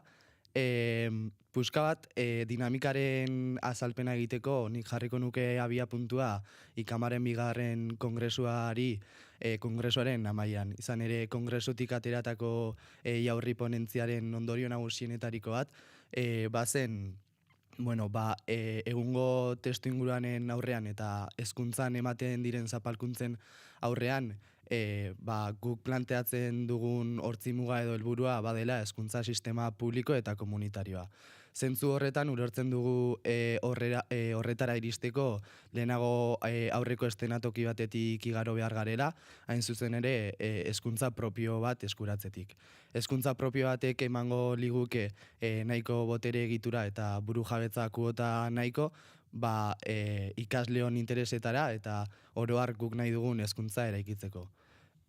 Beraz, uste dugu hezkuntza propio hori ezinbestean independentziatik etorri behar dela, eta independentzia tresna gisa ulertuta, independentziari esleitu behar diogu aldarri edo helburu batzuk. Beraz, ulertzen dugu gaur aurrera eramango ditugun mobilizazioak izango direla bestelako balio eta ideiak aldarrikatzeko, izan hezkuntza euskalduna, hezkuntza feminista, antifasismotik egungo koiunturaren aurrean eta estrukturalak diren ideia eta balioen aurka mobilizatzeko eta ikas baldintza duinak aldarrikatzeko besteak beste. Horre, hain zuzen, aipatu ditugu adibide ezberdinak, eta ez dakit, akaso fasismoare errotzen ari da hezkuntza zentroetan? Bai, nik uste dut hau irakurketa partekatu bat izan daitekela, egun artikulatzen eta zabaltzen ari diren ideia reakzionarioak jada errotuta zeudela aurretik. Soilik gertatzen dena da, nik uste dut bereziki aitortza eginez mugimendu feministari, azken hamarkadetan egin aurrera pausu garrantzitsuak eman direla gizarte mailan, eta horren aurka, oldarraldi bat edo abiatu dela, eta hor, sare sozialen garrantzia adibidez aipatu dezakegu, eta hezkuntza eremura ere iristen ari dela.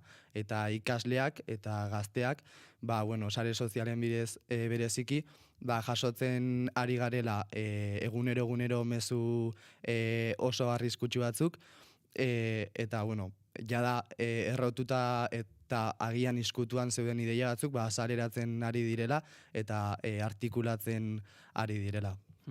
Eta irakasleen kasuetan? Ikusi dugu, nola kurtso hasieran Leioako kampusean irakasle fasistaren kasua, orain Gasteizko kampusean. Agian ez da zerbait berria, irakasle horriek aurretik bazeuden, baina nik aitortuko nuke kasu hauetan bereziki ikasleriak eta ikasle mugimenduak eginako lan militantea, nola izan den gai identifikatzeko irakasle fasista hauek, eta horren aurrean ikasle asamblak artikulatu eta erantzun bat emateko. Ez dut uste zerbait berria denik, baina bai gaude momentu oso garrantzitsu batean, horrelako kasuak ongi identifikatu, arduraz jokatzeko eta erantzun irmo bat emateko.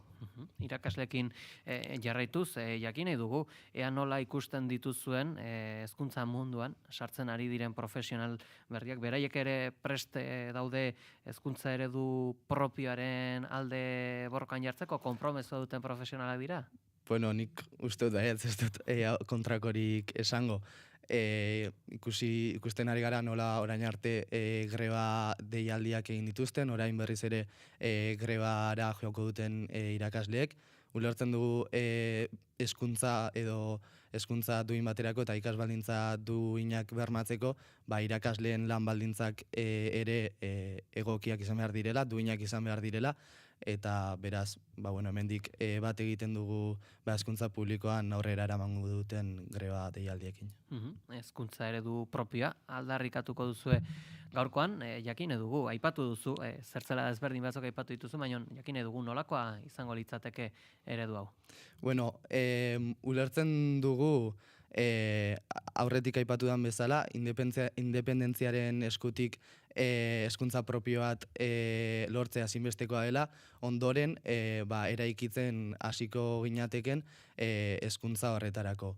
Ulertzen dugu hezkuntza dela estatu baten eta sistema baten erreprodukziorako ezinbesteko tresna eta zutabe, eta zentzu horretan egungo hezkuntzaren helburu nagusia da sistema kapitalista cis-heteropatriarkalaren erreprodukzioa bermatzea. Beraz, guk eta horrez gain, Espainiar eta Frantziar estatuen logiketan kokatzen den, eta hauen berriz ere, erreprodukziorako tresna gisa. Beraz, ulertzen dugu hezkuntza eredu askatzaile batek ezinbestean bermatu behar duela Espainiar eta Frantziar estatuen logiketatik kokatuko den hezkuntza bat, gure herriaren biziraupena bermatuko duena, hezkuntza feminista bat, emakumeak eta subjektu disidenteak aldunduko dituena, eta nolabait feminismoa ulertuta ez soilik borroka sektorial bat bezala baizik, eta ikuspegi orokor bezala eta arlo guztietan txertatu beharreko borroka edo tresna bezala. Bestalde, ulertzen dugu egungo hezkuntzak interes ekonomikoen baitan moldatzen direla, eta beraz, aukera berdintasuna bermatzeko, beka eta matrikulazio sistema duin bat erdiestea garrantzitsua dela, eta oro har ulertzen dugu balio aurrerakoiak zabalduko dituen hezkuntza bat ezinbestekoa dela. Hor, izan zarete Euskal Herriko administrazio eta hezkuntza sail ezberdinekin planteatuz hezkuntza eredu berri hau? Bueno, ez gara iritsi Euskal Administrazioetako hezkuntza sailetara, baina oro har ikamaren filosofia bada balio eta ideia partekatu batzuk, zoru komun bat partekatzen dugun eragile eta antolakunde ezberdinekin elkarlanean jardutea. Zentzu horretan EHUko errektoretzakin harremanetan gaude, ikastetxe eta zentro ezberdinetako zuzendaritzarekin ere harremanetan gaude, langileriarekin ere sindikatu ezberdinekin harremanetan gaude, eta bestalde ikasle mugimenduko bestelako eragile eta antolakundeekin ere elkarlanean jarduteko borondatea badugu, izan euskara taldeak, talde feministak eta abar. Gogora ekarriko dugu, gaurkoa, martxoak 20, osteguna greba jardunaldia dela, ikamak deitua, ez zaitzuk izango dira, gaurko mobilizazioak. Bueno, Hego Euskal Herriko 4 hiriburuetan mobilizatuko gara, 4 mobilizazio horiek 12etan hasiko dira. Ulertzen dugu egun osoko jardunaldia dela gaurkoa, eta zentzu horretan, elkarrizketa hau egiten ari garen momentu honetan, ikastetxe eta unibertsitateetan piketeak burutzen arituko direla, eta bestelako ekimenak egingo direla, kedadak egingo dira garraio publikoan, eta antolatutako autobusetan etortzeko, ikastetxe eta herri ezberdinetan gosariak antolatu dira, eta ondoren ikasleria guztia batera joango dira mobilizazioetara, eta bar. Guzti hauekin gaditzen gara, Aimar Loiti, ikamako bozera male, eskerrik asko goizonetan. Eskerrik asko zuei.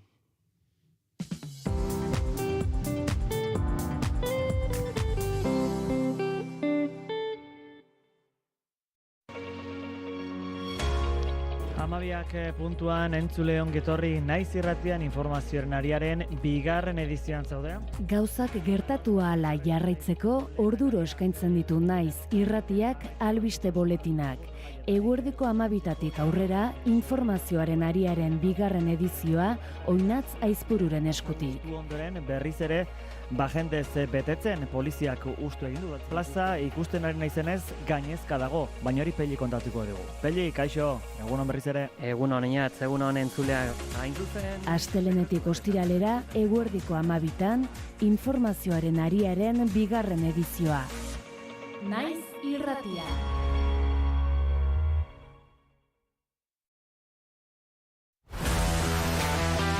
Kirolak poza ekarri ohi du maiz. Baina gaztitik ere badu. Kirolarian denak hartzen ditugu egunero. Astelenetik ostiralera, arratsaldeko 3:00 aurrera, Jon Garateren eskutik, Kirolaria. Naiz irratia.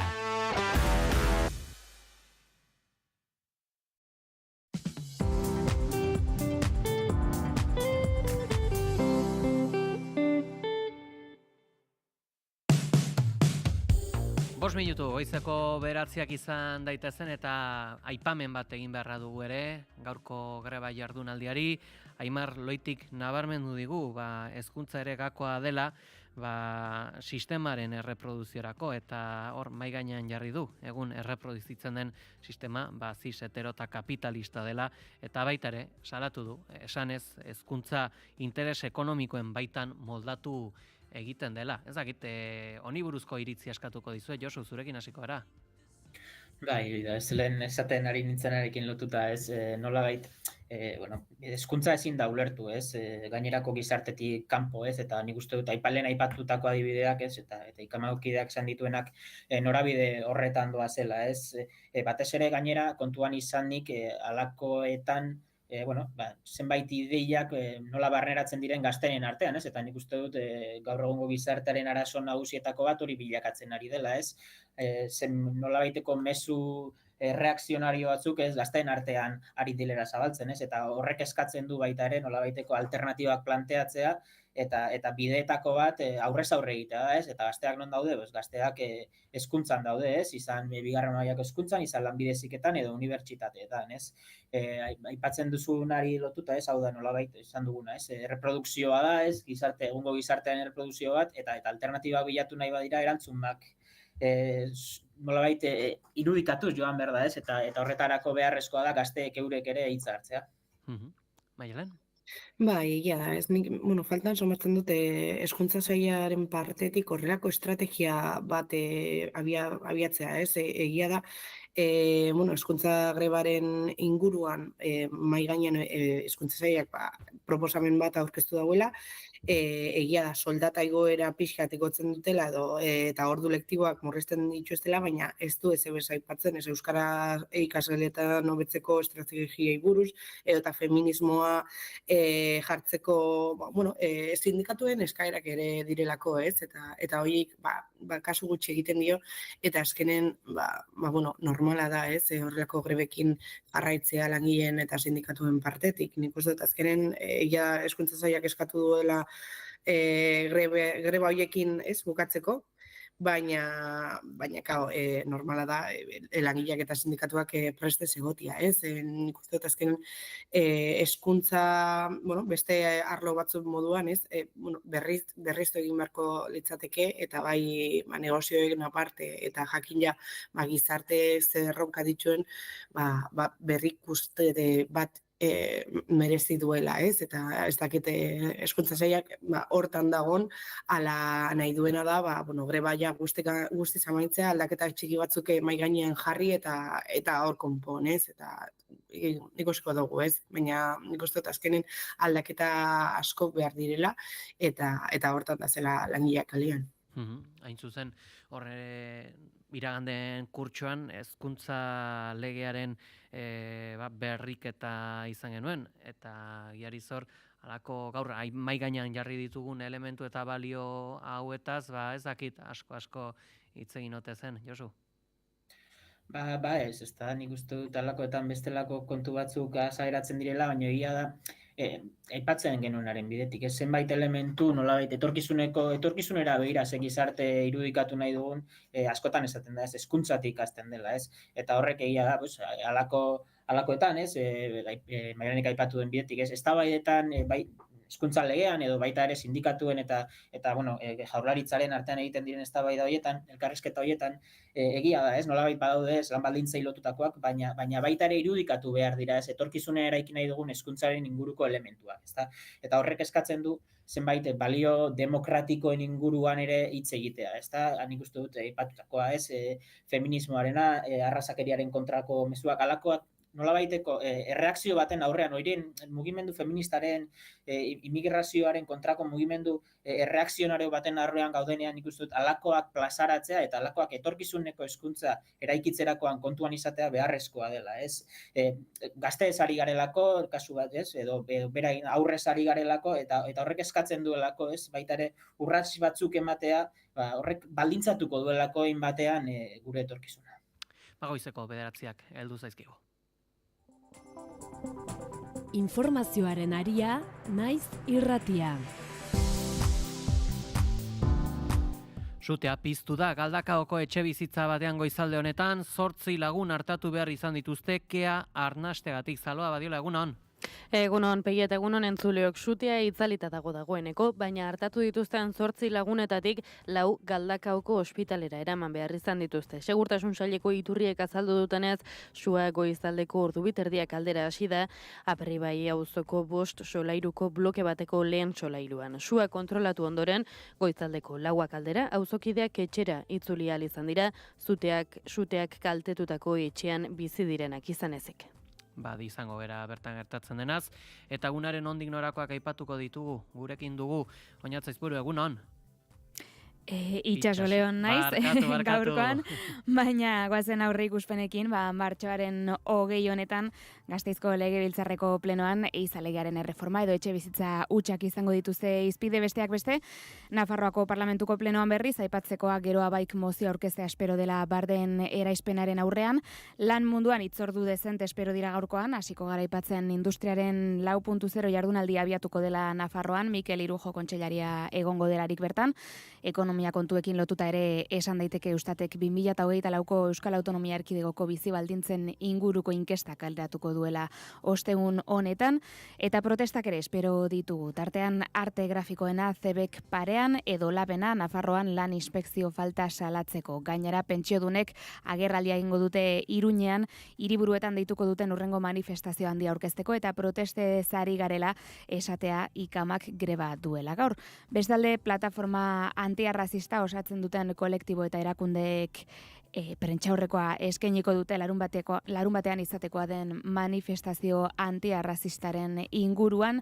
Goizeko 11etan Borlatako udalak prentxaurrekoa eskainiko du, Nogalera 2025 proiektu aurkeztu eta lanen hasiera iragartzeko, eta beranduago 12etan Gernika Palestina elkarteak agerraldia egingo du larun bateko manifestazioaren berri emateko Saguesen. Bide batez honekin lotuta, arratsaldean ere Palestinarekin elkartasunak mobilizazioak deitu ditu, arratsaldeko 7 aurrera zuzen Gasteizen, Bilbon eta Donostian, eta arratsalde honetako aurreikuspenei begira aipatzea ere Euskaraldiaren aurkezpena egingo dutela 6etan Baionan. Espainiako Kongresuan gastu militarrari buruz eztabaidatuko dute ostegun honetan, eta era berean Gazarekin zein Ukrainarekin lotuta iritsi daitezkeen albisteekin adi egongo gara, Pegi. Guzti hauekin gaditzenera, Itxaso Leon, eskerrik asko eta barkatu berriro ere. Lasai, gero arte. Eguraldia eta trafikoa naiz irratian. Errepideoken ez badu nabarmentzeko jazoerarik? Lasai ditugu Euskal Herriko errepideak, Pegi. Ederto, eguraldiari dagokenez esango dugu, temperatura epela daukagula hori bai, lainotxu dugu Euskal Herria, goiz egun argitza polita aurre ikusten zen, baina azken ordu hauetan lainoak nagusitu dira. Une honetan behintzat 18 gradu dauzkagu, Donostia eta Bilbon, 17 gradu Donibane Garazin, 14 gradu Iruñean, 13 gradu Maulen eta 12 gradu Gasteiz eta Baionan. Eguraldiaren ondik norako guztiak Ikerri Barduzeak. Eguraldia erabat ezegon kortuko zaigu ostegun honetan, bereziki egunaren bigarren zatian. Goizetik hasita hodeiak nagusi izango dira lurralde osoan, hodei hauek ugariagoak eta trinkoagoak izango dira hegoaldean, eta bertan ez da baztertzen tantaren bat edo beste botatzea, bereziki Nafarroa hegoaldean. Hala ere orokorrean ateri egongo da, eta Kantauri isurialdean zerua argixeago agertuko da. Arratsaldean ordea hodeiak are gehiago trinkotuko dira, eta arratsalderditik aurrera zaparrada batzuk izango dira. Gehien bat goizurialdean botako ditu zaparrada daue, baina gaurkoan Kantauri isurialdera ere pasako dira, eta gainera uneren batean ez da baztertzen ekaitzak jo eta zaparrada handi xamarrak botatzea, bereziki Araba ekialdean, Nafarroa mendebaldean eta Gipuzkoan. Haizeak hego ekialdetik zakar edo oso zakar joko du, bereziki ekialdean, eta gehien bat goizean arratsaldean indar pixka bat galduko du. Temperatura minimoek eta maksimoek hala ere gorako bideari eutsiko diete, minimoak 8 eta 16 gradu bitartean errendituko dira, maksimoak Kantauri isurialdean 18 eta 21 gradu bitartean, eta hego isurian 14 eta 17 gradu bitartean, temperatura freskoenak Araba eta Nafarroa erdialdean neurtuko dira, eta altuenak aldiz kostaldean.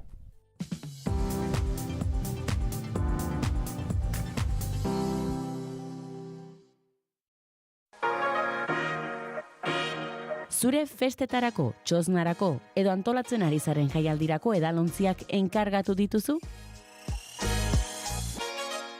Ez utzi azken unerako.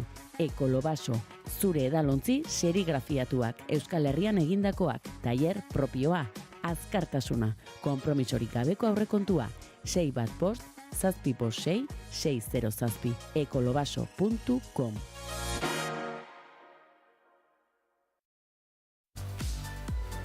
Burdindegi honek pintura makina tintometrikoak ditu nahieran eta pintura apaingarriko konponbide ugari. Alkain Hondarribia eta Alkain Astigarraga. Erantzunik profesionalena hauetan ere bai. Iturdindegia, tresnak, laneko arropa, eraikuntza materialak. Bai, Alkainen!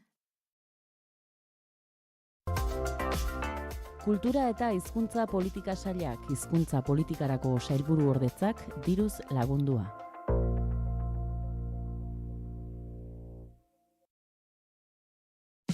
Informazioaren aria, naiz irratian.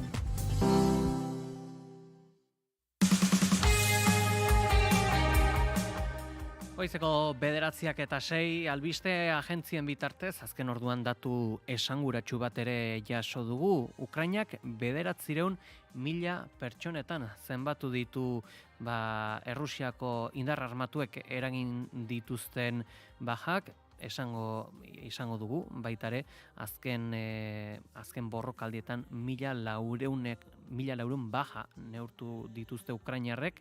2022 urteko otsailean gatazka armatu hau hasi zenetik, orotara Kiebek berretsi du 10.377 tanke galdu dituztela, 21.571 ibilgailu blindatu, 24.757 artilleria sistema galdu dituzte, 370 abioi, 330 helikoptero, 29.895 dron, 28 ontzi, submarino bat eta bestelako ekipamendu militarra. Datu esanguratsuak hauek. Eta datu hauen artean, esango dugu ere, Zelenskik su-eten energetikoa onartu duela eta Trumpek Ukrainako energia nuklearraren kudeaketa eskatu duzaloa. Trumpek Zelenskirekin hitz egin du eta Ukrainari buruzko elkarrizketa bide honetik doazela esan du. Putinekin bildu ostean Ukrainiako presidenteari helarazi dizkio lehen bilerako kontuak. Zelenskik prestutasuna adierazi du egitura energetiko eta zibilen su-etena errespetatzeko eta Trumpek proposatu dio panta energetikoak hobeto babesteko hauen kudeaketa Ameriketako Estatu Batuaken eskuetan gelditzea. Halaber, Trumpek laguntza eskaini dio Zelenskiri Patriot misil sistemak bilatzeko. Hauxe dugu, Ukrainako gatazkaren testuinguruaren azken orduko edo azken mugimendu politikoak bereziki. Beste datua zehaztearren, 889.460 baja izan dira hildako eta zaurituen artean. Ez dakit zifra kopuru galanta da, ez dakit atentzioa ditzen dizu edo eta behintzat impresio eragin ditzaketen datuak badira hauek, Maialen? Bai, ez, azkenen, horrelako gatazketan zenbakiak aipatzea, azkenen, horren beste, medioak jarraitzen ditugunentzako, batzutan da, erabat, zenbaki horien atzean, pertsonak ez ikusteko, edo normalizatzen hasten garealako horrelako zenbakiei buruz hitz egitea, baina horren atzean, bizitzak daude, edo bizitzak zuten, eta azkenen, gerra garaietan, azkenen, horrelako bajak entzutia beti kaltegarria da, Nik Zelenski, egia da, Europak agertu dela, Zelenski babesteko prest, eta hartarako arma militarra edo laguntza militarra bidaliko dela adostu dutela, jakin ja bai Trump eta Putinen akordioa nolakoa izan dan, baina azken niri horrelako laguntza militarrain inguruan hitz egiten dugunean eta gerra diskurtsoa gero ez eta gehiago hurbiltzen danean, beti pixkat ez dakit beldurtia ikusten dut, azkenen horrelako diskurtsoa gurera bebai erakartzia edo emetik gerra hasten dela jakitxia edo hemengo negozioak bebai entzun izan dugu, Jaurlaritzaren partetik ere jakin ja azkenen gerra garaian bai Trump eta bai Putinek aipatu duten moduan, gerra garaian horrelako industria berriz armatu egin behar baldin bada, ez dakit, pixkat beldurrarekin ikusten dut, egia da, egoera ez dela ona, zuetena lortzea saia izango dela, orain Trumpek izan dago bera nahi dauela horrelakoak hartu eta Ukrainiako planta nuklearrak bere esku ustea, baina, akigu nolakoa dan Trump eta badakigu beti saiatuko dela, beretzat onera dena lortzen, baina azken, euren eskutan egotia eta horrelako gatazka bat, Trumpen menpe egotea, ez dakite, soluzio onena izango denik, Hemen toketan bueno, toketan dana da jarraitzea, alik eta gertuen, baina ikustia, ez. Josu?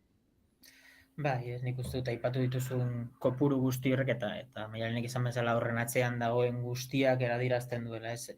Gerra batek dituen ondorio humanoak, ez? Eta dituen kalteak. Eta hortik haratago, ez orain bulegoetara begiratzen ari garen horretan, ez? Aipatu duzu, ez? Trumpek, nola estatuetako txesurira iretsi denetik, hartu duen norabideari erreparatuta, eta nik uste dut gai honi buruz asko hitz egingo dugu aurrerantzean ere, ez? Honekin zuzenean lotuta dagoelako baita ere Europaren berrarmatzearena, lotuta dagoelako, ez?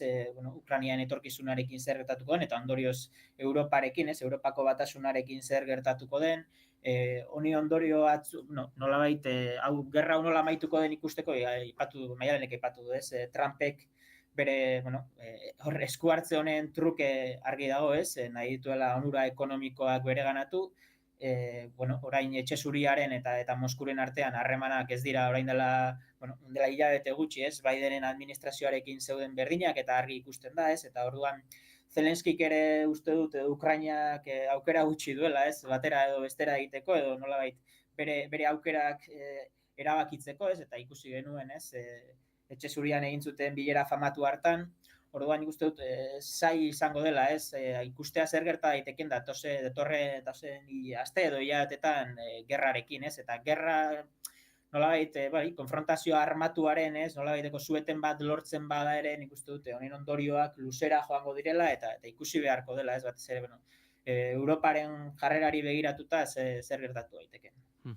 Horre, Maialen zuk aipatu duzu, gure arduradunak ere aipatzen dutela gerraren baitan, zer nolako eginalak edota egin behar diren, entzun ditugu adierazpen aski deigarriak, aukera gisa ere badela defentsaren industria, hitz egiten azkenekoa esaterako izan da, Arabako patronalaren burua, atzo bertan Radio Vitorian eskaini zuen elkarrizketan.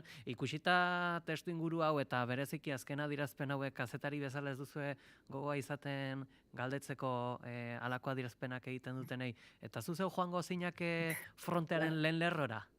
Bai, askotan, ez? Eta debate askotan, hori mai gainean jartzen danean, ez?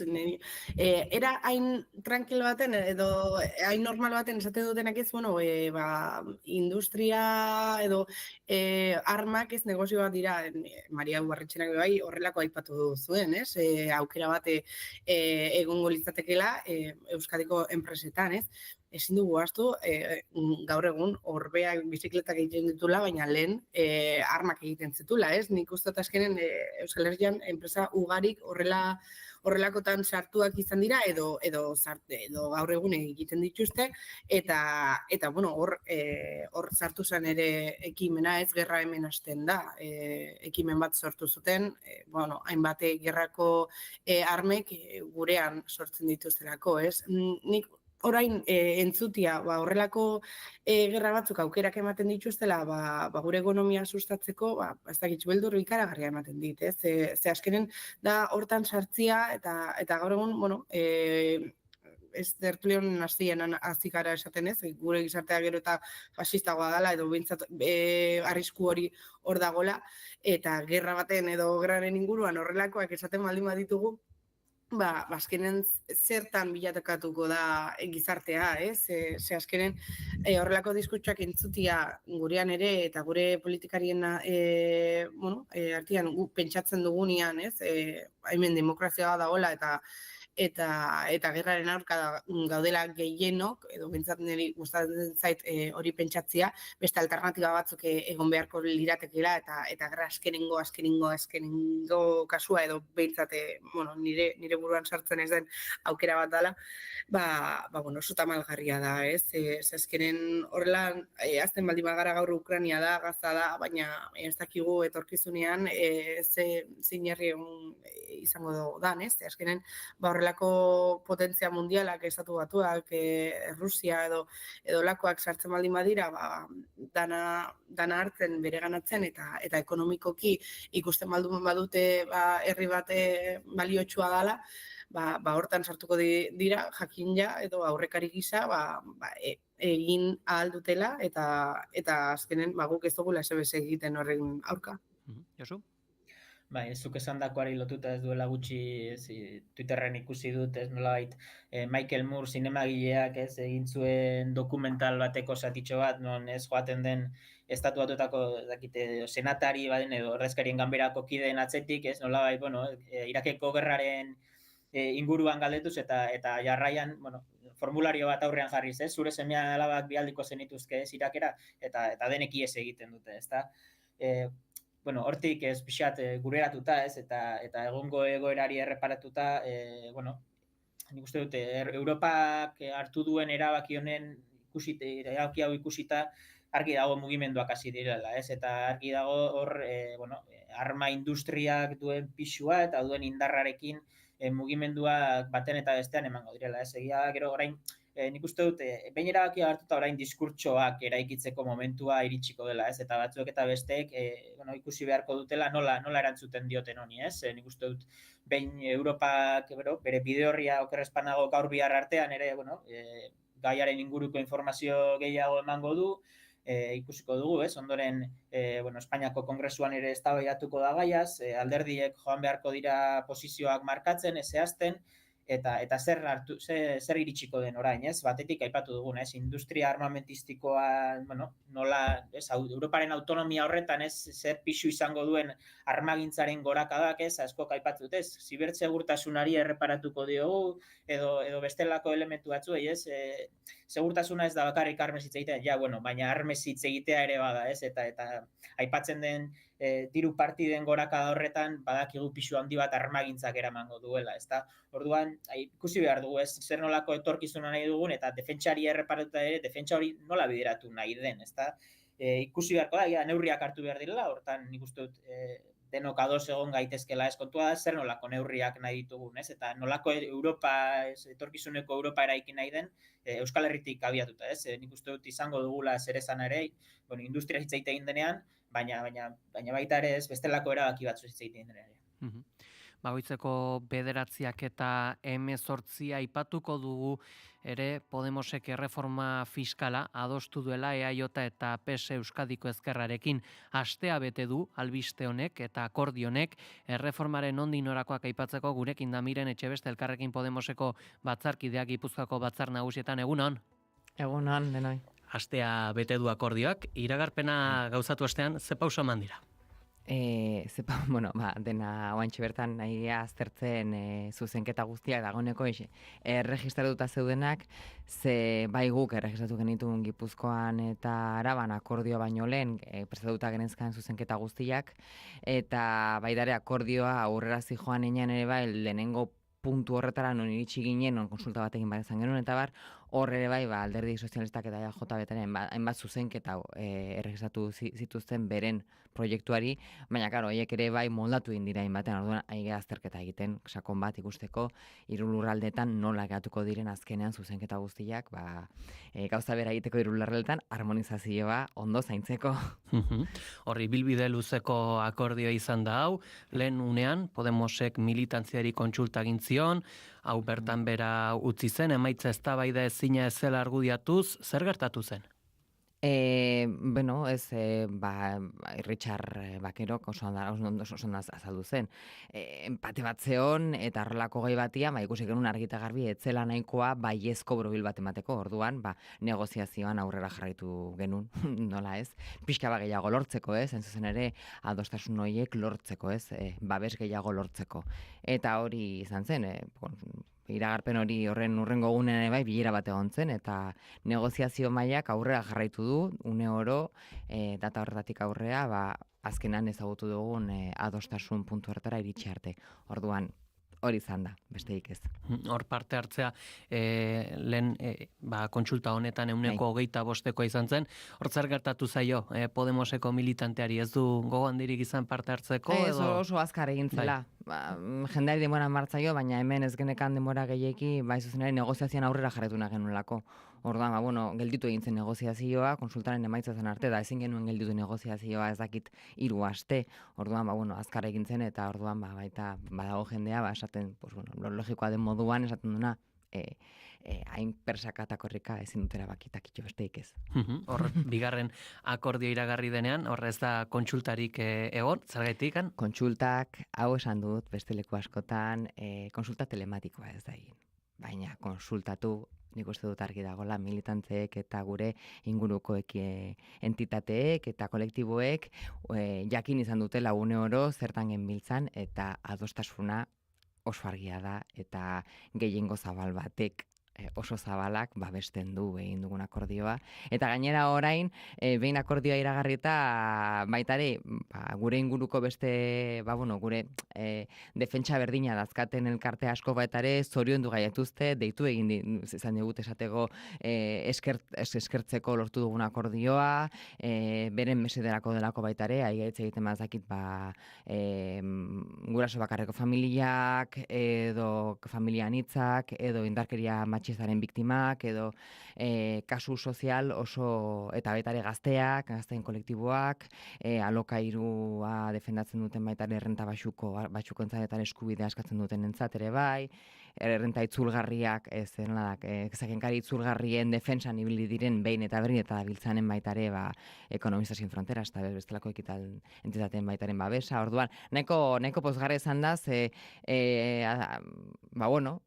zai izan da, ibilbide oso luzea, uztailan hasi ginen, joan den urtean, ponentzia bukatu zen momentuan bertan, eta orduan, bide luze horren amaieran, hainbesteko eko mediatikoa izan duenen baitare, eta abstraitu ingea, eta zarata mediatikoaz aparte maila jarraitu du negoziatzen, eta iritsi egea puntu batean, non uste dugun akordio ona dakagula Euskadirentzat eta Euskaldunontzat.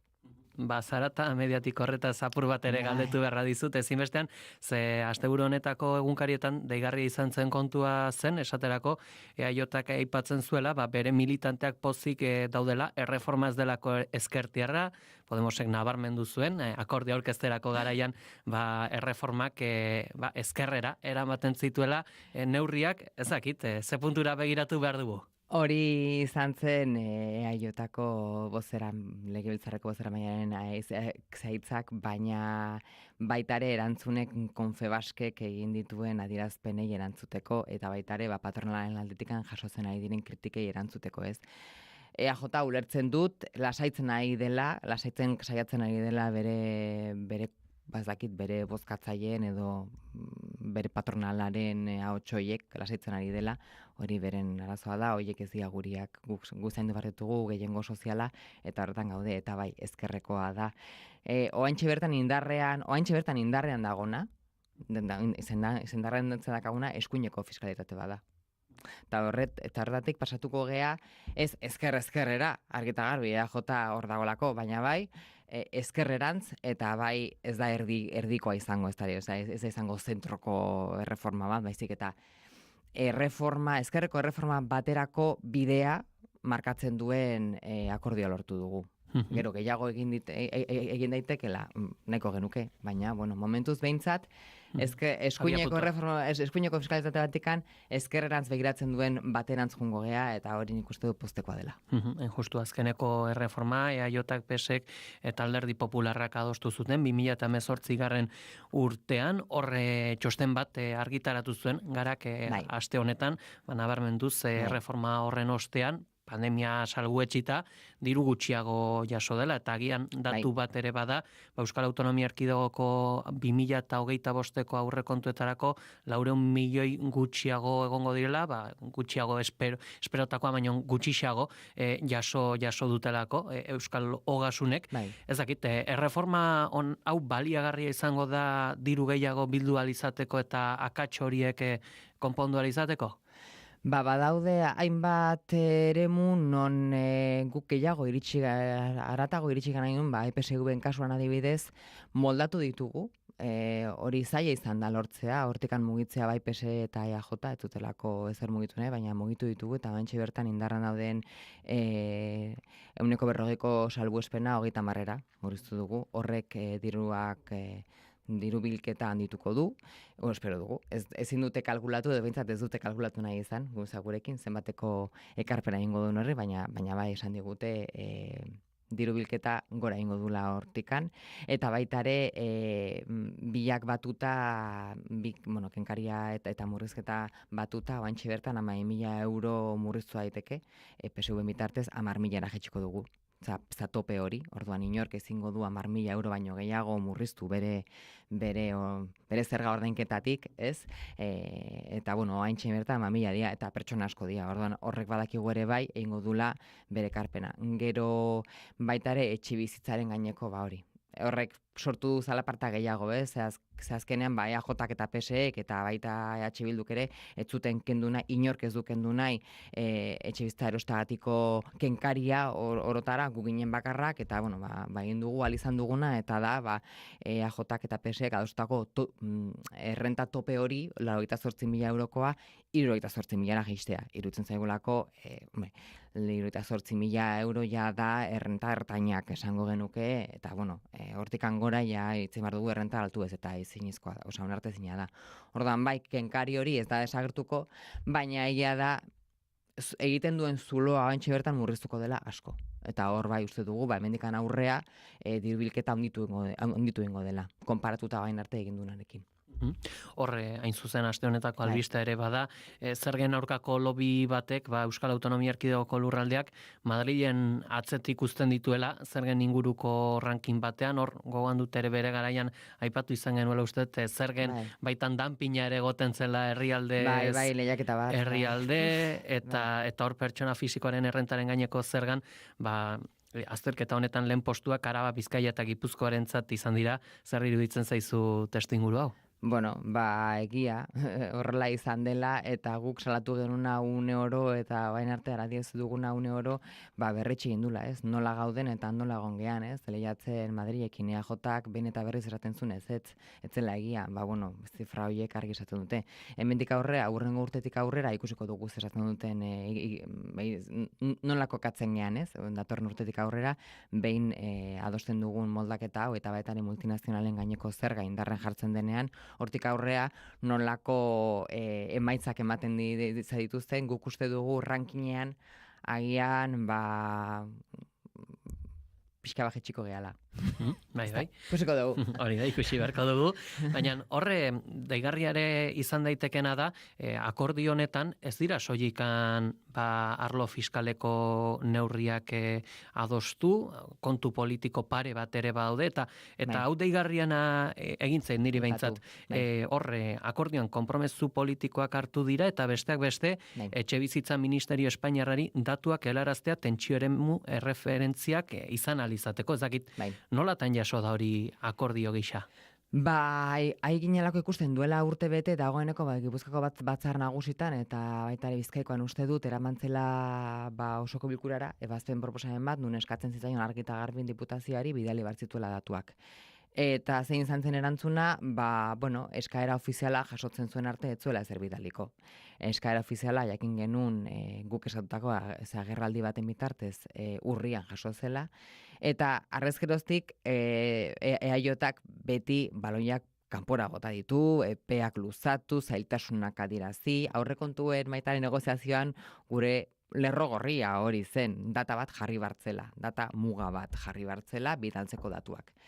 Eta horregon ginen, lotzen datak, eta azkenan, bai Bizkaiatara, EH Bildurekin adostu zuten aurrekontua, eta ez zuten datari jarri, datu horiek bidaltzeko, Gipuzkoan larriagoa indikan, PP-rekin adostu zuten aurrekontua, eta orduan, eta arrezkeroztik, EAJ jarraitu du bere horretan. Ez du inolako datari jarri nahi izan, esaten du, hilabeteak, asteak izan daitezkela datu horiek bidaltzeko, orduan bai guk, argi izan dugu une oro joan den urtetikan data bat jarri behar dela, konpromiso hartu behar dela, konpromiso politiko bat dela, ze badakigu legez egin behar dela, baina EAJak ez duela betetzen, eta orduan badakigulako dakala bere kruzada, bere gurutzada estatuko etxebizitza legearen aurka, baita ere Euskadiko etxebizitza legearen aurka ere bai, orduan hori akordio politiko bidez lotu bertzen, eta onartu dute. Beraz, espero dugu, hemendikan batxoa pirila bitarte,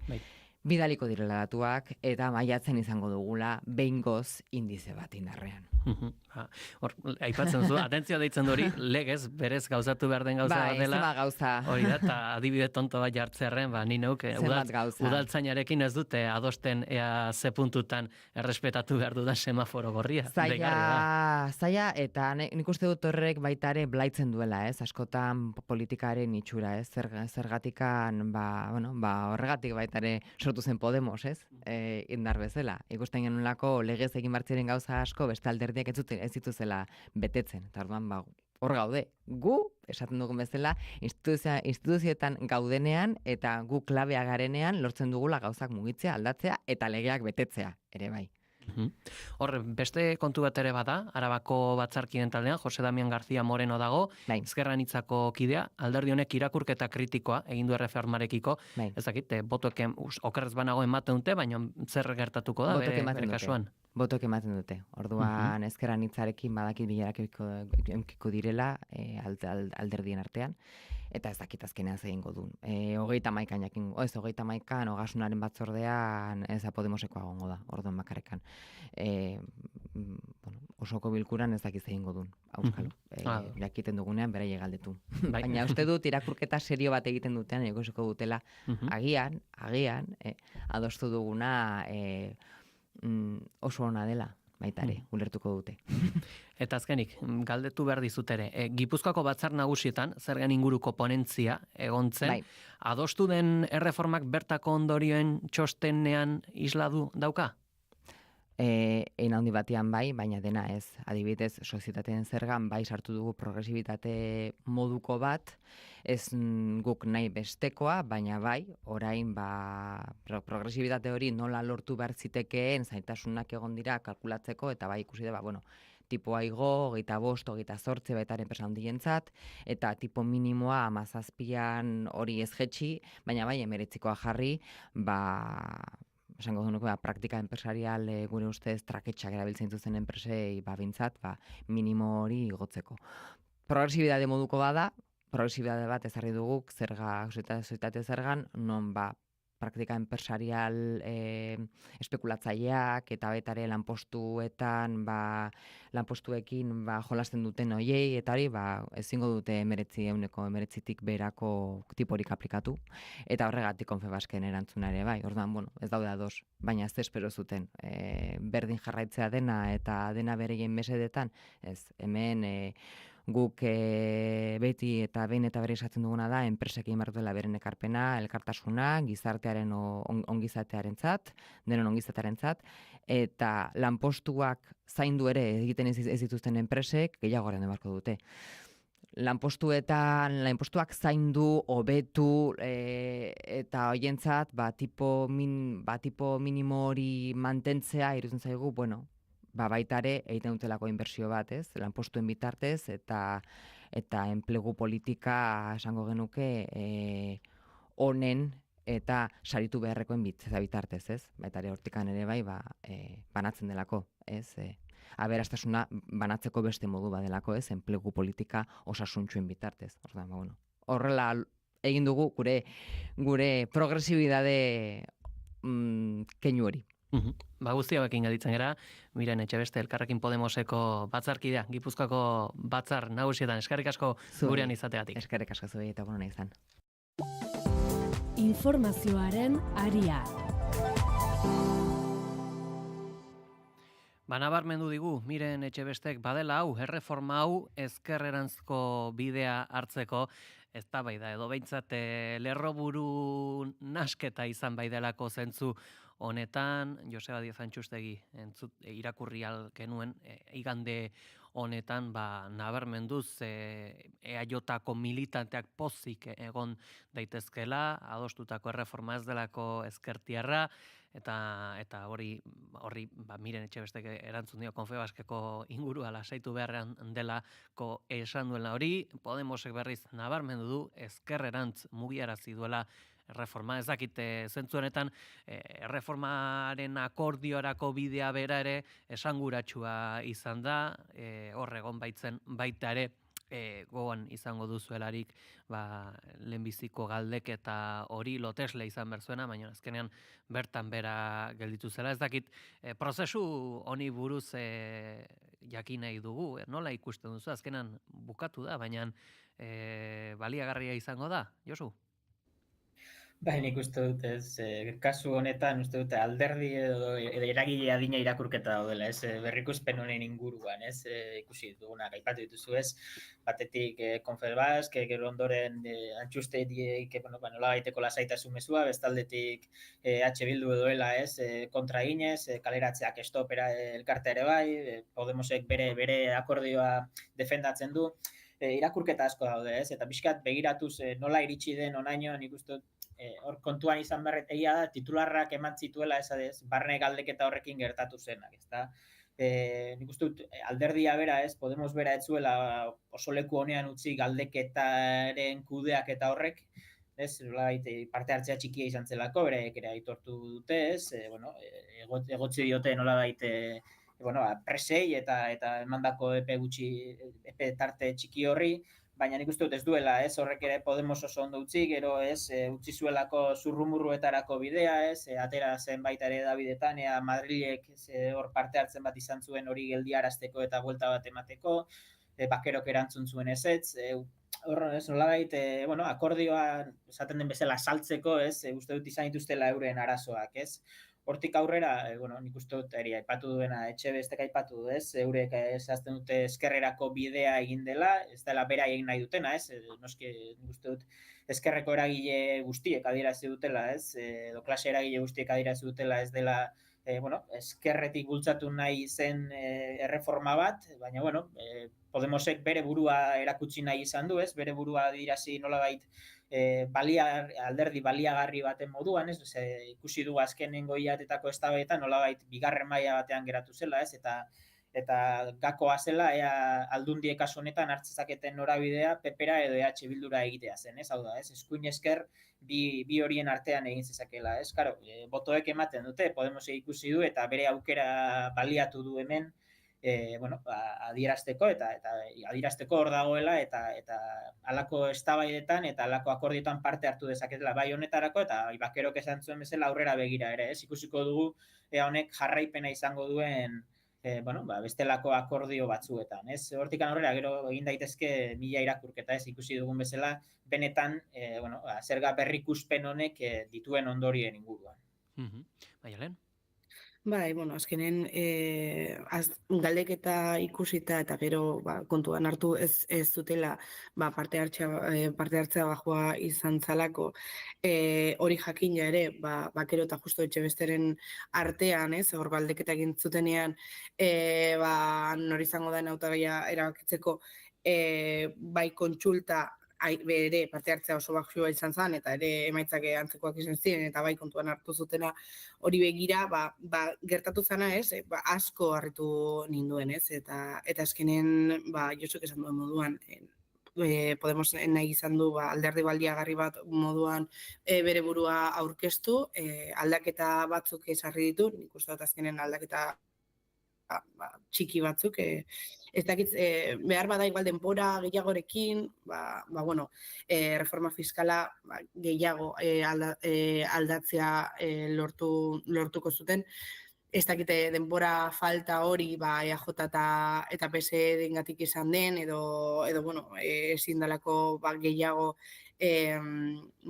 zaildu edo gehiago denbora gehiago tardau, baina ala eta ben ikusten azkenen jakin hau adostu dutela bueno, bere, etxe beste izan da, kontsulta gondala, baina ez dugu ikusi, ez? Ez dugu ikusi kontsulta telematikori ez ebez, eta orain, gustatuko litzaidake jakitea zer pentsatzen duten euren kideek, ez? Ezkeren, bai esaten du, ezkerrerantz begiratzen duen reforma fiskal badala, baina gauza asko hor geratu dira, ez? Gero ezker batua bai oso kritikoa azaldu da, orain ikusiko da, ez? Naiz eta botoak eman euren artean ze motatako, bueno, ze motatako egoera egongo dan, eta ikusiko da ere, nik uste dut azkenen Podemos ikusi dagoela azkenaldi honetan emaitzak ez direla onak izan, eta saiatu da erabatera ero estera berriz panorama politikoan sartzen, baina ez dakite erabaki hau euren botanteen artean zen motatako egoera sustatuko duen, ez? Ze azkenen badakigu erreforma fiskala aukera galdu bat izan dela, eta aldaketa txiki batzuk egin dira, baina ez da nik uste dut gizartean merezi duen erreforma fiskala izan. Nahi, seguru nago albiste izango dela horre Araban erreforma bozkatzeko garaian zer egingo ote duen Jose Damian García Moreno, bera Elkarrekineko batzarkidea da, baina Elkarrekin Izquierda Unida ordezkatuz orduan ea zer gertatzen den. Albiste izango da seguru, ze Izquierda Unida kritikoa izan da akordio honekiko, baina beste iritzi bat ere jarriko dugu mai gainean, Iker Bizkargoenaga, gara eta naizeko kazetaria, egunon? Egunon, bai. Bueno, zuri ere galdetu beharra dizugu, nola ikusi duzu, erreforma bideratu bitarteko prozesu hau?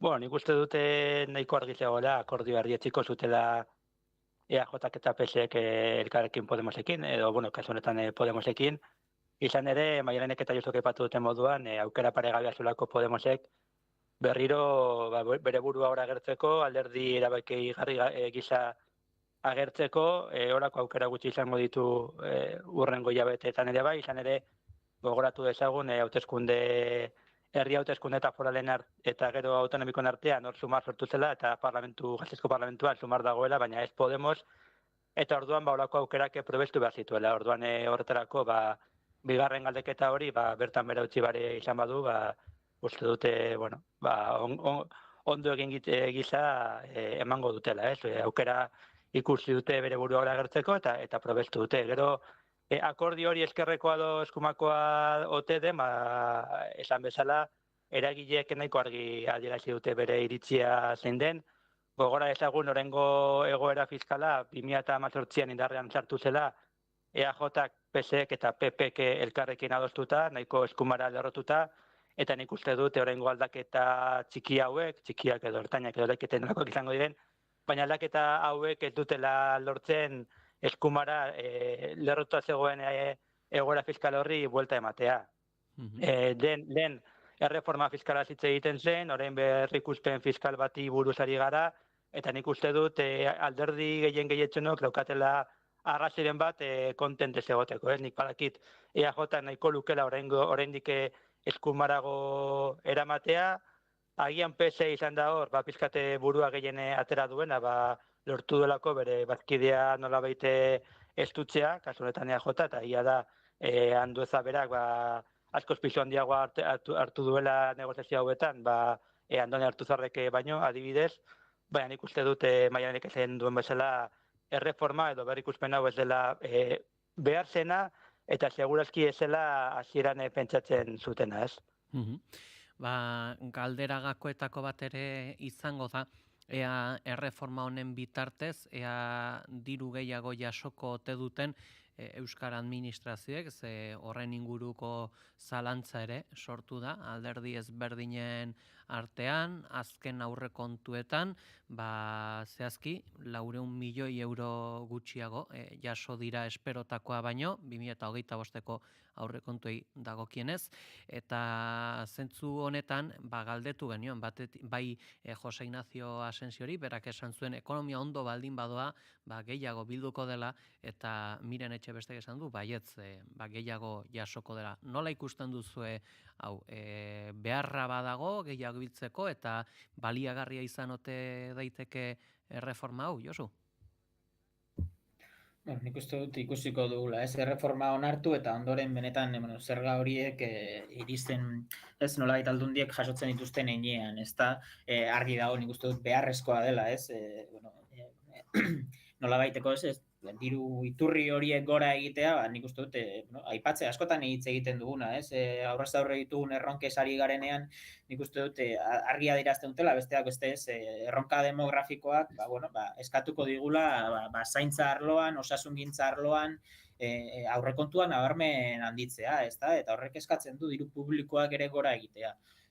Horregatik aipatzen duen, ez, nik uste Maialenek eta Ikerrek aipatu dutenean, ez, hau ez dela gizarteak eskatzen duen edo gizarteak behar duen erreforma bide horretatik doala, ez da, hau da, pandemiatik edo esango nuke aurretik ere, ez, ari gara hitz egiten, ez, aldaketa beharraz, ari gara hitz egiten, etorkizunean etor daitezkeen erronkak oso handia direla eta horri erantzunak emateko prestatzen hasi behar garela lehen bailen, eta horretarako ez nik uste dut gako nagusietako bat, eta ezinbesteko gakotakoa da, ez, aurrekontu publikoek gora egitea, ez, eta horrek eskatzen du, zerga sisteman ere hori bideratuko duten aldaketak egitea. Ikusiko du zenbateraino, ez, aipatu duzun gorakada hori emango den, eta zenbateraino izango den baliagarria benetan aipatzen dugun, zerbitzu publiko horiek hobetzeko eta areagotzeko, ez, nik uste dut. Ikusi beharko dela, zerga erreformak edo zerga berrikuspenak normalean epe ertainerako planifikatzen dira, ez da urtero egiten den eztabaida bat, edo urtero erreformatzen den zerbait, orduan nik uste dut horretik tentuz zibili behar dela alakoetan, eta egin beharreko aldaketak ondo pentsatuak izan behar direla, kasu honetan aipatu dugu, ez eztabaida nolabait, hilabete batzuk egin ditu bidean, baina nolabait badirudi ez azkenengo aste hauetan arrapalan egin den zerbait dela, ezta? Orduan ondorioa, gaur esatea agian zaila da, ez? Baina datozen urteetan ikusiko ditugu. Maialen? Nik uste dut hemen garrantzitsua izango da ikustia, ez zenbat ateratzen da, baizik eta ze errenta modutik ateratzen da, ez nondik ateratzen da zergen diru hori.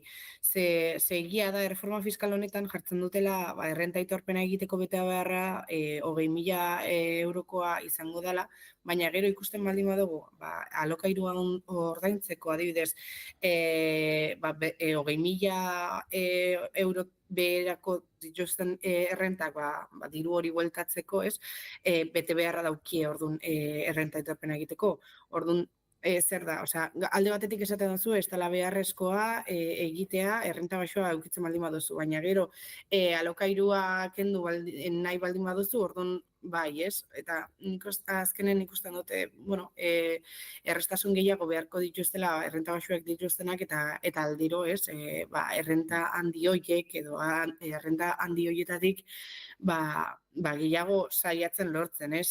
Azkenen ikusten dugu errenta handiak geroz eta gehiago handitzen direla eta aldiz publikoari ez dute zerga gehiago ordaintzen eta ez dute gehiago aportatzen, ez? Orduan, ikusten da, ez? Hor, sartzen ari garela gizarte baten, non gutxi dutenek ez, zergak ordaintzen duten eta aldiz gehiago dutenek hor geratzen dira, ez? Eta nik azkenen ikusten dut, ez? Confebask igual haserre dago, baina berari begira hartutako erabakiak ikusi izan ditugu reforma fiskal hauetan, ez? Gero EPSV-etan ere nik uste dut asko dagoela egiteke eta oso zaila dela, edo behintzat politikoek horrelako neurriak hartzea ikusten dugu asko kostatzen zaiela, ez? Igual ez dutelako nahi enpresa horiek edo Confebask edo patronalei haserretzea, baina oso tamalgarria da, ez? Ze azkenen zerbitzu publikoak oso garrantzitsuak dira, geroz eta gehiago ikusten dugu, ez? Lehen hitz egin izan dugu hezkuntzari buruz, gero osasungintza hor dago ere, eta normala da, ez? Geroz eta gehiago behar izatea, baina gauzia da nondik atara diru hori, ez? Gutxi dutenei gehiago kentzen edo aldiz gehiago dutenei kentzen edo behintzat gehiago aportatzeko. Iker?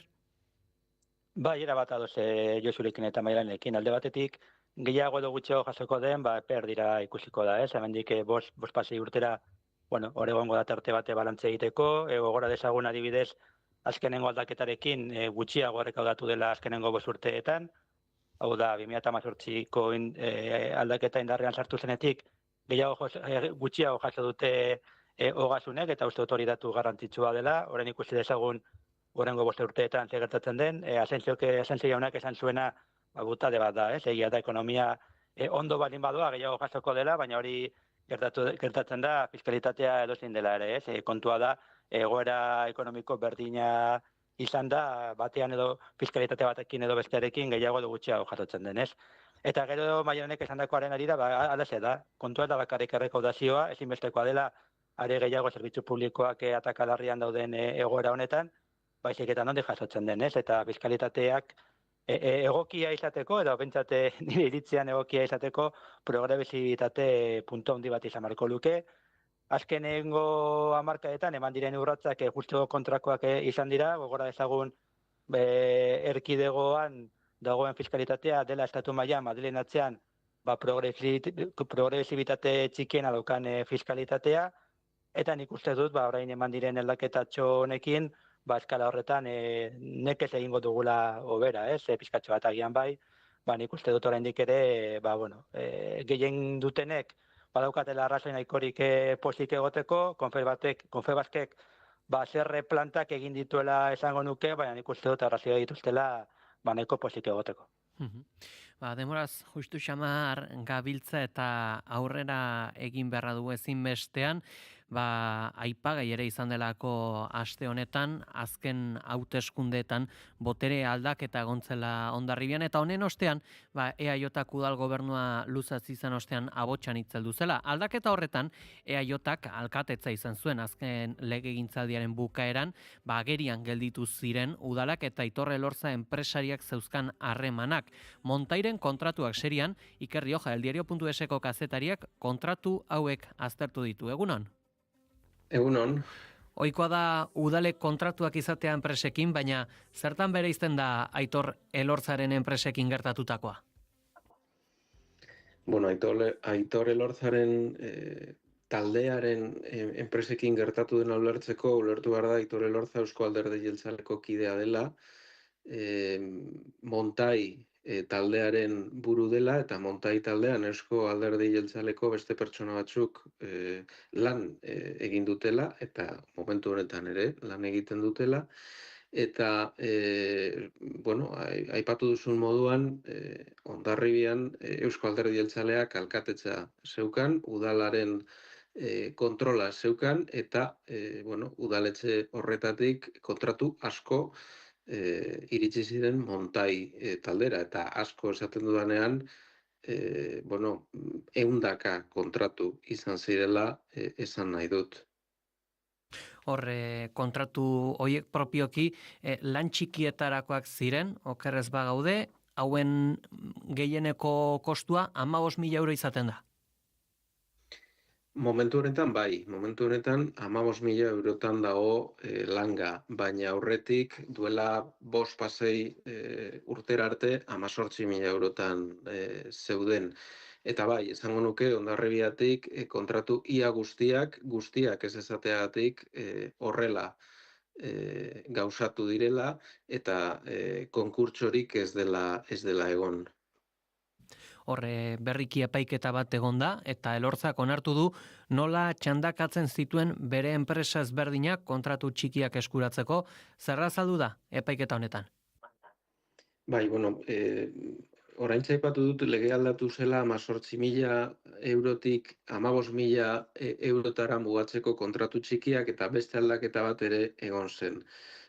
Aurretik 18.000 euroko kontratuak bata bestearen atzean egin zitezkeen, eta orain hori ezin da. Orain enpresa batek bakarrik 15.000 lortu dezake eta ez gehiago. Horregatik, hain justu, itxasetxea eta kulturetxea barkatu izeneko zerbitzuak kudeatzeko enpresa bereko edo talde bereko enpresa desberdinek nolabait txandaka hartu behar zuten kontratu hori Montairen barruan nolabait geratzeko esleipen hori. Eta hori da, gertatu dena, guk bere garaian argitaratu genuen, 2020an, 2021an eta 2022an hala gertatu zen, eta hala adierazi genuen, eta orain beste gai batekin zerikusia zeukan asunto bateko epaiketan, asunto hau atera da, eta bai, Aitor Elorza enpresariak hala egiten zela onartu egin du. Eta hori legez kontrako praktika bat dela esan genezake. Horre, epaiketa horretan ere, Juan Luis Silanesek, Hondarribiako EAJko kultura zinegotzia izandakoak bere lekuko atza eman zuen, zer kontatu zuen? Bueno, berak bi gauza egin zituen. Epaiketaren aurretik idatziz, azalpen bat bidali zuen Hondarribiako udalaren izenean, eta kontuan hartu behar da, zuk aipatu duzun moduan, momentu honetan Eusko Alderdi Jeltzaleak dagoeneko ez daukala udal horren kontrola, eta bai, bigarrenik epaiketa horretan parte hartu zuen zinegotzi honek, eta lekukotxa eman zuen, hala da, eta Aitor Elorzak esandakoa ez zuen ukatu. Horiek ala, ez dakit, deigarria dena da, propioki horri eskua sartzeko prozeduraren bat, edota bestelako ikerketaren bat egon daiteke? Bueno, gai honen inguruan gauza asko gertatu dira azken urte hauetan, egia da pandemiarekin, beste eztabaida batzuk sortu izan direla gizartean, eta batez ere erakundeetan, baina bere garaian, dagoeneko Hondarribiako interbentzioak argi eta garbi utzi zuen txosten askotan irregulartasunak zeudela enpresa hauekin lotutako kontratuetan, bere garaian ere Lehiaren Euskal Agentziak txosten bat egin zuen, eta txosten horretan agerian geratzen da irregulartasunak egon zirela, eta bere garaian ere fiskaltzak ikerketa bat abiarazi zuen.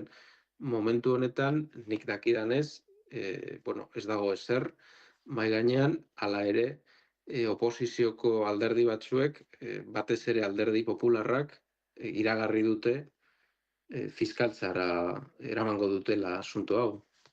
Horixe bera ere galdetu nahi nizun, horre Bildu eta Sumarren kritikak egon dira, alderdi popularrak iragarri du fiskaltzara jo dezakela, ezakit, zu legebiltzarrean askotan izaten zarela, bertan aipagai da kontu hau edota eztabaida izango da?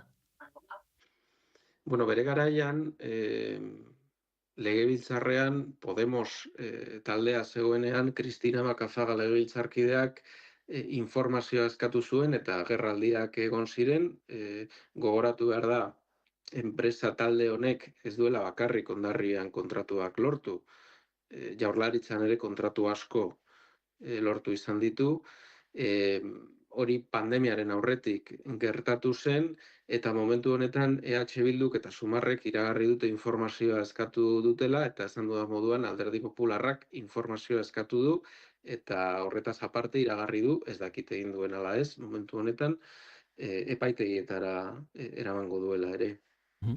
Adi, izango gera gertatzen denaz, Iker Rioja, eldiario.eseko kazetaria. Eskerrik asko? Eskerrik asko zuei, agur. 2 minutu besterik ez, goizeko 10 izan daitezen. Azken galdera baterako tarte txikia badugu, Iker zuri galdetu berra dizut, ezakit deigarria, honek ez izatea beste dimentsio eta epaiketa zentzu laboral batengatikan nabarmendu izana, ezakit auzi hau Euskal Oasiaren barnean sartuko zenuke, Iker? Bai, nik uste dute lagin bat badela, egia da eta Ikerrek denik eta ben zotendu nahiko nuke Iker Riojak egindako lanaz, esparrunetan sekulako lana egin du azken urte hauetan, eta egia da pandemiak egoera pizkat nahaztu baino lehenago aurreko urteetan dagoeneko agertu zirela hainbat kasu, Bizkaian neurri handi batean, Bakion, Leioan, Alonsotegin eta bar, Gipuzkoan ere bere garaian egozenaren kontuakin eta beste halako kasutxoak atera ziren. Agian oso deigarriak izan ez zirenak, baina oro har mapa bat erakusten zutenak, ustelkeria ere hemen gauza berria edo arrotza dena erakusten zutenak, ez? Eta guztiek ezaugarri osantzekoak dituzte, eta egia da, deigarria dela, kasuren bate alde batera utzita, de Miguel Auzia adibidez, beste guztian nolabait difuminatu egin direla, eta hori bentsatea gauza deigarria da, eta ez luke ala izan behar, kasu ustelkeriak agertzen direnean, tira megaina jarri behar direlako, ez. Goizeko 10 beste galderetarako ez daukagu denbora tarterik, sentitzen dut, baina eskertu behar dizuegu, beste behin gurean izateatik, Maialen Ferreira, Josu Alberdi eta Iker Bizkarbuenaga, nahi duzen arte? Hai, eskerrik asko. Ondo izan.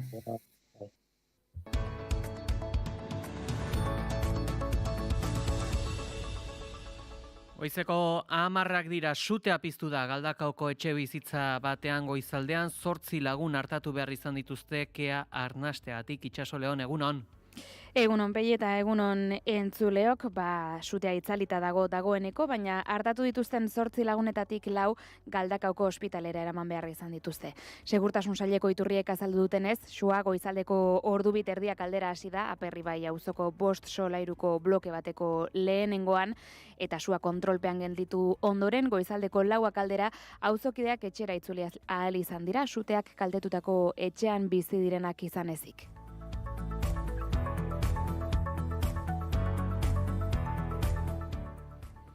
Eta urrunago begira ere jarriko gara aipatzeko Israelgo armadak lurreko operazioak berrabirazi dituela Gazan sueten akordioa apurtu ostean. Bigarren egunez jarraipena duten bombardaketetan 60 palestinar hil dira. Suetenaren akordioa segiz otsailaren 9 utzi zuten Netzarimgo korridorean zabaldu da berriro Israelgo armada. Leuntze eremua deitu dio Israelek. Praktikan Gazaren iparra eta hegoa lotzen dituen bidearen blokeoa ekarri du.